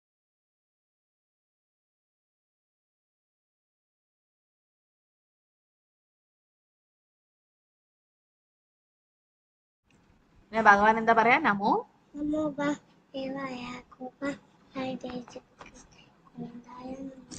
കൃഷ്ണായ കൃഷ്ണ. അപ്പൊ എന്താ? നമോ ബ്രാഹ്മണ ദേവായ ഗോ ബ്രാഹ്മണ ഹിതായ, അല്ലെ? ബ്രാഹ്മണർക്കും ഗോക്കൾക്കും ഭക്തന്മാർക്കും സംരക്ഷണം നൽകാൻ ഭഗവാൻ ഒരിക്കലും വിഷമം കാണിക്കില്ല. പിന്നെ കൊടിയ വിപത്തുകളിൽ നിന്നും സംരക്ഷിക്കും. ദിവ്യശക്തികളും ഭഗവാനിലാണ് കുടികൊള്ളുന്നത്. എല്ലാ പ്രപഞ്ചത്തിന്റെയും ഗുരുവാണ്. ഈ പ്രാർത്ഥന മുഴുവനും, ഈ കുന്തിസ്തുതി ഇവിടെ അവസാനിച്ചു. ഈ പ്രാർത്ഥന മുഴുവനും കേട്ടപ്പോ ഭഗവാൻ എന്താ ചെയ്തതെന്ന് അറിയോ ആർക്കെങ്കിലും? ഭഗവാൻ എന്താ ചെയ്തത്? ഒന്നും ഉത്തരം നൽകിയില്ല ഭഗവാൻ. ഇത്രയും സ്തുതികൾ കേട്ടതിന് ശേഷം ഭഗവാൻ മന്ദഹസിച്ചു, പുഞ്ചിരിച്ചു. ഭഗവാൻ ജസ്റ്റ് ഒരു പുഞ്ചിരിച്ചു മാത്രം ചെയ്തു. കാരണം ഭഗവാന് മനസ്സിലായി കുന്തി മഹാറാണിക്ക് എല്ലാം അറിയാന്നുള്ളത്. ഭഗവാനും അറിയാം. പ്രഭുപാദരോട് ഓരോ ചോദ്യങ്ങൾ ചോദിക്കുമ്പോ പ്രഭുപാദർ ഓരോ എല്ലാ ഉത്തരം പറയും. ആ സമയത്ത് ആരോ ചോദിച്ചു, പ്രഭുപാദർ അങ്ങേക്ക് എല്ലാം അറിയാലേ ഭഗവാനെ കുറിച്ച്? പ്രഭുപാദർ എന്താ പറഞ്ഞേ? ഭഗവാൻ എന്താണോ ഞാൻ അറിയാൻ ആഗ്രഹിക്കുന്നത് അത് മാത്രമേ എനിക്കറിയൂ. അപ്പൊ ഭഗവാനെ മുഴുവനായിട്ട് അറിയാൻ ആർക്കും പറ്റില്ല. അപ്പൊ ഭഗവാൻ തന്നെയാണ് എന്താ തേനെ ബ്രഹ്മഹൃദയ ആദികവി. നമ്മുടെ ഹൃദയത്തിൽ നിന്ന് ഇരുന്നിട്ട് നമുക്ക് അറിവും ഇതൊക്കെ തരുന്നത് ഭഗവാൻ തന്നെയാണ്, അല്ലെ? സ്മൃതി ജ്ഞാനമോഹനം ഓർമ്മശക്തിയൊക്കെ തരുന്നത് ഭഗവാൻ തന്നെ. അപ്പൊ ഭഗവാനാണ് നമ്മുടെ ഹൃദയത്തിൽ പരമാത്മാവായിട്ട് തദാമി ബുദ്ധിയോഗം, ബുദ്ധിയോഗം നമുക്ക് തരുന്നത്. അപ്പൊ അതുകൊണ്ട് കുന്തി മഹാറാണിക്കും ഭഗവാൻ ആരാണെന്ന് ഭഗവാൻ തന്നെയാണ് വെളിപ്പെടുത്തിയത്. അപ്പൊ അതൊക്കെ കേട്ടതിന് ശേഷം ഭഗവാൻ എന്താ ചെയ്തത്? ചിരിച്ചു, മന്ദഹസിച്ചു. വേറൊന്നും റിപ്ലൈ ഒന്നും കൊടുത്തില്ല. ജസ്റ്റ് അവിടെ ഇങ്ങനെ. കാരണം കുന്തി മഹാറാണി മനസ്സിലായി ഭഗവാൻ ആരാണെന്നുള്ളത് മനസ്സിലായി. അപ്പൊ അതിലും ഭഗവാൻ അത് അക്സെപ്റ്റ് ചെയ്തു എന്നല്ലേ അർത്ഥം വരുന്നത്? അതെ, ഭഗവാൻ ആ പ്രാർത്ഥനകൾ, കാരണം ഇന്ദ്രനും ബ്രഹ്മാവും ഒക്കെ പ്രാർത്ഥിക്കുമ്പം ഭഗവാൻ അത്ര സന്തോഷം കിട്ടിയില്ല. കാരണം അവരൊക്കെ മാപ്പ് ചോദിക്കുകയും ഇത് ഇങ്ങനെയല്ല. ഇത് ലീലകളെ കുറിച്ചിട്ടാണ് കുന്തി മഹാറാണിയുടെ സ്തുതി, അല്ലെ? കോപ്പി കെട്ടിയിട്ടതും പിന്നെ ഭഗവാൻ അവതരിച്ച ഓരോ കാരണങ്ങളും പിന്നെ അവരെ സംരക്ഷിക്കുന്നത്. അപ്പം ഇതൊരു നന്ദി പറച്ചില് പോലെ. ഇപ്പൊ നമ്മള് ഭഗവാന്റെ മുമ്പിൽ നിന്നിട്ട് ഓരോ ആരതിയൊക്കെ കാണുമ്പോഴും ഒക്കെ നമ്മൾ ഭഗവാനെ അമ്പലത്തിൽ പോയി പ്രാർത്ഥിക്കുമ്പോഴും നമ്മൾ ഓരോ ആഗ്രഹമാണ് ചോദിക്കുക, അല്ലെ? ചിലപ്പം അത് വേണ്ട ഇത് വേണ്ട, അങ്ങനെയല്ല. നമ്മള് ഭഗവാൻ എന്താ തീരുമാനിക്കുന്നത് അതുപോലെ നടക്കട്ടെ എന്ന് ആഗ്രഹിക്കുക. പിന്നെ നന്ദി പറയണം എന്ന് പറയും എപ്പോഴും. ഭഗവാനെ ആ ഒരു ഗ്രാറ്റിറ്റ്യൂഡ്, ആ കൃതജ്ഞത പറയാം. ഭഗവാനെ ഇപ്പോഴെങ്കിലും നമ്മൾ കൃഷ്ണാപുരത്തിലെത്തി, അല്ലെങ്കിൽ ഇത്ര ജന്മം ഞാൻ അങ്ങയെ മറന്നു നടന്നു, ഇപ്പോഴെങ്കിലും നമ്മൾ ഇതിലേക്ക് വന്നതിൽ സന്തോഷമുണ്ടെന്ന് പറഞ്ഞ് ഭഗവാനോട് നന്ദി പറയാണ്. ഇത്രയും വിഷമങ്ങളൊക്കെ, അല്ലെ? കൊറോണ സമയത്തൊക്കെ ഒരുപാട് പേർക്ക് ഒരുപാട് വിഷമങ്ങൾ ഉണ്ടായി. എല്ലാവർക്കും നമുക്കും ഉണ്ടായി. പക്ഷെ അതുകൊണ്ട് കുറെ പേര് കൃഷ്ണാപത്തിലെത്തി. അല്ലെങ്കിൽ ആ ആപത്തിൽ നിന്നൊക്കെ ഭഗവാൻ സംരക്ഷിച്ചു കൊണ്ടുവരാണ് ഭക്തന്മാരെ. അപ്പൊ നമ്മൾ എന്ത് ചെയ്യണം? ഭഗവാനോട് നന്ദി പറയും. അപ്പം കുന്തി മഹാറാണി അതാണ് പറയുന്നത്, ഇത്രയും വിഷമങ്ങൾ എനിക്ക് ഉണ്ടായിട്ടും അങ്ങാണ് വന്ന് സംരക്ഷിക്കുന്നത്. അതുപോലെ നമ്മളും ഭഗവാനെ ഇത്രയും വിഷമങ്ങൾ ഉണ്ടായിട്ടും സംരക്ഷിച്ച് ഭഗവാനോട് നന്ദി പറയുമ്പം ഭഗവാൻ അത് സ്വീകരിക്കും, അല്ലെ? ഭഗവാൻ അത് സന്തോഷം ഉണ്ടാവും. കുന്തിസ്തുതി പറ്റുന്നവരൊക്കെ പഠിച്ചാൽ നല്ലതാണ്. ഭക്തി വൈഭവമൊക്കെ ചെയ്യുന്നവർക്ക് കുന്തിസ്തുതി അവസാനത്തെ ഒരു ശ്ലോകമുണ്ട്. പക്ഷെ കുന്തിസ്തുതി ഈസി ആയിട്ടുള്ള കൃഷ്ണായ വാസുദേവായ ദേവകി നന്ദനായ നന്ദഗോപകുമാരായ ഗോവിന്ദായ നമ അതെല്ലാവർക്കും പഠിക്കാം. പിന്നെ നമോ പങ്കജനാഭായ നമോ പങ്കജമാലിനെ നമോ പങ്കജനേത്രായ നമസ്തേ പങ്കജാഗ്രേ അത് എല്ലാവർക്കും പഠിക്കാം. അപ്പൊ പഠിക്കാൻ പറ്റുന്ന ശ്ലോകങ്ങളൊക്കെ കുന്തിസ്തുതിയിൽ പഠിക്കാം. ബാക്കി കാരണം അത് നമ്മൾ ചൊല്ലുമ്പോഴും ഭഗവാനും കൂടുതൽ ഇഷ്ടമാവും. കാരണം കുന്തിദേവി ശുദ്ധ ഭക്തിയാണ് അല്ലെ. കുന്തിദേവിക്ക് ദേവകി മാതാവിനെയും കാളി കാരുണ്യം ഭഗവാൻ കൊടുത്തതാണ് പാണ്ഡവരുടെ അമ്മ എന്നുള്ള നിലയില്. അപ്പൊ അതുകൊണ്ട് ആ ശ്ലോകങ്ങൾ നമ്മൾ ചൊല്ലുമ്പോൾ ഭഗവാന് കൂടുതൽ ഇഷ്ടം ഉണ്ടാവും. ഹരേ കൃഷ്ണ കൃഷ്ണ കൃഷ്ണ ഹരേ ഹരേ ഹരേ രാമ രാമ രാമ ഹരേ ഹരേ. കൃഷ്ണായ വാസുദേവായ കൃഷ്ണായ വാസുദേവായ കൃഷ്ണായ വാസുദേവായ നന്ദനായ നന്ദഗോപകുമാരായ ഗോവിന്ദായ നമഃ. അപ്പൊ കൃഷ്ണായ വാസുദേവായ ദേവകി നന്ദനായ നന്ദഗോപകുമാര ഗോവിന്ദായ നമഃ. ഞാൻ നരസിംഹനോട് പറഞ്ഞപ്പോ അവൻ നരസിംഹ ഭഗവാന്റെ ഫോട്ടോ ആണല്ലോ. ഞാൻ എല്ലാവരും നരസിംഹ ഭഗവാൻ ഭക്ത വിഘ്ന വിനാശനകാരിയാണെന്ന് പറയുമ്പോ അവൻ പോയിട്ട് അവന്റെ ഓൾട്ടർന്ന് നരസിംഹനെ എടുത്തിട്ട് വന്നു. അല്ല രാവിലെ അധികം നരസിംഹ പ്രാർത്ഥന ചെയ്യുന്നുണ്ടല്ലോ. നരസിംഹ ഭഗവാനെയാണ് ഇഷ്ടം തോന്നുന്നത്. നരസിംഹം ഇത് പറയാനല്ലേ രാവിലത്തെ നല്ല രസം കേൾക്കാൻ. ഇല്ലായിരുന്നല്ലോ. ഇന്ന് ഞായറാഴ്ച ഞായറാഴ്ച ഇപ്പൊ സൺഡേ പ്രോഗ്രാം ഉണ്ട്. അപ്പൊ രാവിലെ ഫുള്ള് അമ്പലത്തിൽ തന്നെ ആയിരിക്കും. ഇപ്പൊ പോയി കഴിഞ്ഞാൽ 10 മണിക്ക് പോയി കഴിഞ്ഞാൽ പിന്നെ വൈകുന്നേരം ആവും വരാൻ. അതുകൊണ്ട് അവൻ രാവിലെ മംഗളാരത്തിക്ക് വന്നു കഴിഞ്ഞാൽ പിന്നെ അവിടെ ഇരിക്കില്ല. അതുകൊണ്ട് നമ്മള് മെല്ലെ അവനെ കൂട്ടിക്കൊണ്ടുപോകും. കുറച്ച് കഴിഞ്ഞിട്ടേ കൊണ്ടുപോകും. ഞായറാഴ്ച മാത്രം. പിന്നെ അവിടെ ശ്ലോകമൊക്കെ പഠിക്കാൻ കുട്ടികൾ വരും. തൊട്ട് വീട്ടിന്റെ ഇവിടെ അമ്പലത്തിന്റെ അടുത്തുള്ള കുട്ടികളൊക്കെ ഒരുപാട് കുട്ടികൾ വരും. എന്നിട്ട് അവരുടെ അമ്മമാര് താഴെ വലിയവരുടെ ക്ലാസ് കേൾക്കും. കുട്ടികൾ വന്നിട്ട് മേലെ വന്നിട്ട് ശ്ലോകമൊക്കെ പഠിക്കും. അപ്പൊ ഇവനാണ് ശ്ലോകമൊക്കെ പഠിപ്പിക്കുന്നവരെ. പിന്നെ അവര് നന്നായിട്ട് ഭജനൊക്കെ പാടും ആ കുട്ടികള്. അങ്ങനെ അമ്പലത്തിന്റെ അടുത്ത് കുറച്ച് കുട്ടികൾ വരുന്നുണ്ട്. എല്ലാ സൺഡേയും സൺഡേ സ്കൂൾ എന്ന് പറഞ്ഞിട്ട് നമ്മൾ അവിടെ തുടങ്ങിയിട്ടുണ്ട്. അപ്പൊ അങ്ങനെയൊക്കെ നമ്മൾ ചെയ്യുമ്പം എന്താവും, കുട്ടികൾക്ക് കൂടുതൽ ഇൻട്രസ്റ്റ് ഉണ്ടാവും അല്ലെ ഇതിലേക്ക് വരാൻ വേണ്ടി. അപ്പൊ അവര് നാമൊക്കെ ജപിക്കും, കീർത്തനൊക്കെ ചൊല്ലും. കൃഷ്ണ. അപ്പൊ കുന്തിസ്തുതി 1-ാം സ്കന്ധത്തിലെ 8-ാം അധ്യായമാണ്. നിങ്ങൾക്ക് പറ്റുന്നവരൊക്കെ വായിക്കുക കുന്തിസ്തുതി. ഒരുപാട് കാര്യങ്ങൾ അതിൽ പഠിക്കാൻ പറ്റും. എന്തെങ്കിലും കൂട്ടിച്ചേർക്കാനുണ്ടോ കൃഷ്ണ? നമുക്കിവിടെ അവസാനിപ്പിക്കാം. വാഞ്ചാകൽപതരൂപശ കൃപാസന്ധി ദേവിച്ച പതിദാന പാവനേഭ്യ വൈഷ്ണവേഭ്യോ നമഃ മനഃപൂർവ്വ വർഷം ദിക്കി ജയ ശ്രീ പ്രഭുപാദ് ജയ്. അടുത്തുള്ള ഭാഗവത സ്തുതി ഞാൻ അറിയിക്കാം എപ്പോഴാന്നുള്ളത്. അടുത്ത ആഴ്ച ഞായറാഴ്ച ഇതാണ് ഏകാദശിയാണ്. പിന്നെ സോളിനസ് ജയപതാക സ്വാമി ഗുരുമഹാരാജിന്റെ വ്യാസപൂജ സെലിബ്രേഷൻ. അപ്പൊ അതിനോടനുബന്ധിച്ച് കുറച്ച് കാരിക സേവയൊക്കെ ഉണ്ട് അമ്പലത്തില്. വൈകുന്നേരം ആയിരിക്കും വ്യാസപൂജ പരിപാടികളുണ്ട്. കേക്ക് മുറിക്കും. പിന്നെ ഡിവോട്ടീസ് കുറെ പ്രോഗ്രാം ഒക്കെ ചെയ്യുന്നുണ്ട്. ഗുരുമഹാരാജനെ ഗ്ലോറിഫൈ ചെയ്യുന്നുണ്ട്. അപ്പൊ അതൊക്കെ പറ്റുവാണെങ്കിൽ നിങ്ങൾക്ക് വൈകുന്നേരം 5 മണിക്ക് അമ്പലത്തിൽ നിന്ന് അവിടെ ലൈവായിട്ടുണ്ടാവും ഞായറാഴ്ച. പിന്നെ ഏകാദശിയാണല്ലോ. ഗുരുമഹാരാജിന് വേണ്ടിയിട്ട് എല്ലാവരും സ്പെഷ്യൽ ആയിട്ടുള്ള ആ 29ാമത്തെ ഏകാദശി ഗുരുമഹാരാജിന് വേണ്ടിയിട്ട് എടുക്കുക. അല്ലെങ്കിൽ ഗുരുമഹാരാജിന്റെ എന്റെ ഹെൽത്തിന് വേണ്ടിയിട്ട് പ്രാർത്ഥിക്കുക. ആരൊക്കെയാണോ ജയപതാകസ്വാമി ഗുരുമഹാരാജിന്റെ അടുത്ത് ദീക്ഷ എടുത്തതും ആശ്രയം എടുത്തവരൊക്കെ മഹാരാജിന് വേണ്ടി കൂടുതൽ അന്നത്തെ ഒരു ഏകാദശി ആ ഒരു ദിവസം അല്ലെ മഹാരാജിനെ വേണ്ടിയിട്ട് നമ്മൾ ചെയ്യുക. ഒരുപാട് നാമം ജപിക്കുക. എന്നിട്ട് കാരണം മഹാരാജിലൂടെയാണ് നമ്മൾ പ്രഭുപാദറിലേക്ക് എത്തുന്നത്. അല്ലെങ്കിൽ നമ്മൾ പരമ്പരയായിട്ട് കണക്ട് ചെയ്തത്. മഹാരാജിന് അത്രയും കാരുണ്യാണ് എല്ലാവർക്കും. നമുക്കൊരു യോഗ്യതയില്ലെങ്കിലും മഹാരാജാണ് നമുക്ക് ദീക്ഷ തന്നത് അല്ലെ.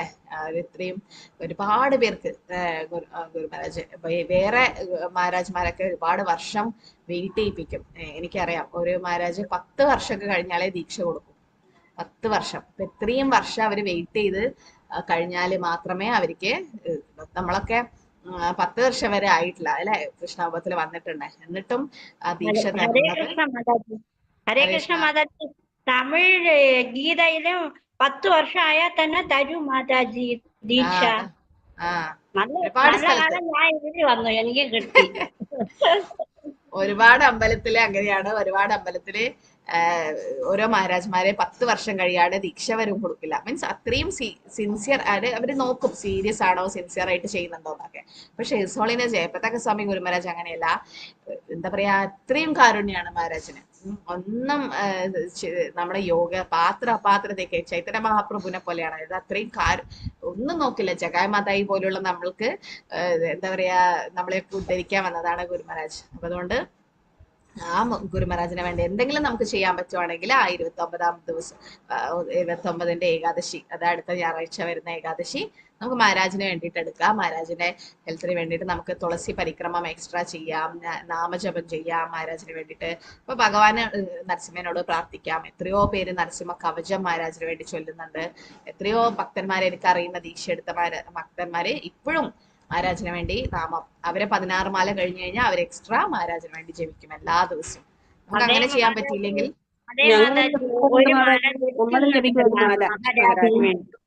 അരിപോൾ പറഞ്ഞ ശിഷ്യന്മാര് എന്നുള്ള നിലയിൽ നമുക്ക് അതെങ്കിലും ചെയ്യാൻ പറ്റണം അല്ലെ? അങ്ങനെ ചെയ്യാൻ പറ്റുക. നമ്മൾ അങ്ങനെ ചെയ്യാൻ പറ്റാത്തവര് 29-ാം തീയതിയുള്ള ഏകാദശിക്ക് കൂടുതൽ നാമൊക്കെ ജപിച്ചിട്ട് നമുക്ക് മഹാരാജിന് വേണ്ടിയിട്ട് ചെയ്യാൻ പറ്റും കേട്ടോ. ഹരേ കൃഷ്ണ. മായപ്പൂരൊക്കെ എന്തെങ്കിലും സെലിബ്രേഷൻ ഒക്കെ ഉണ്ടാവും അന്ന്.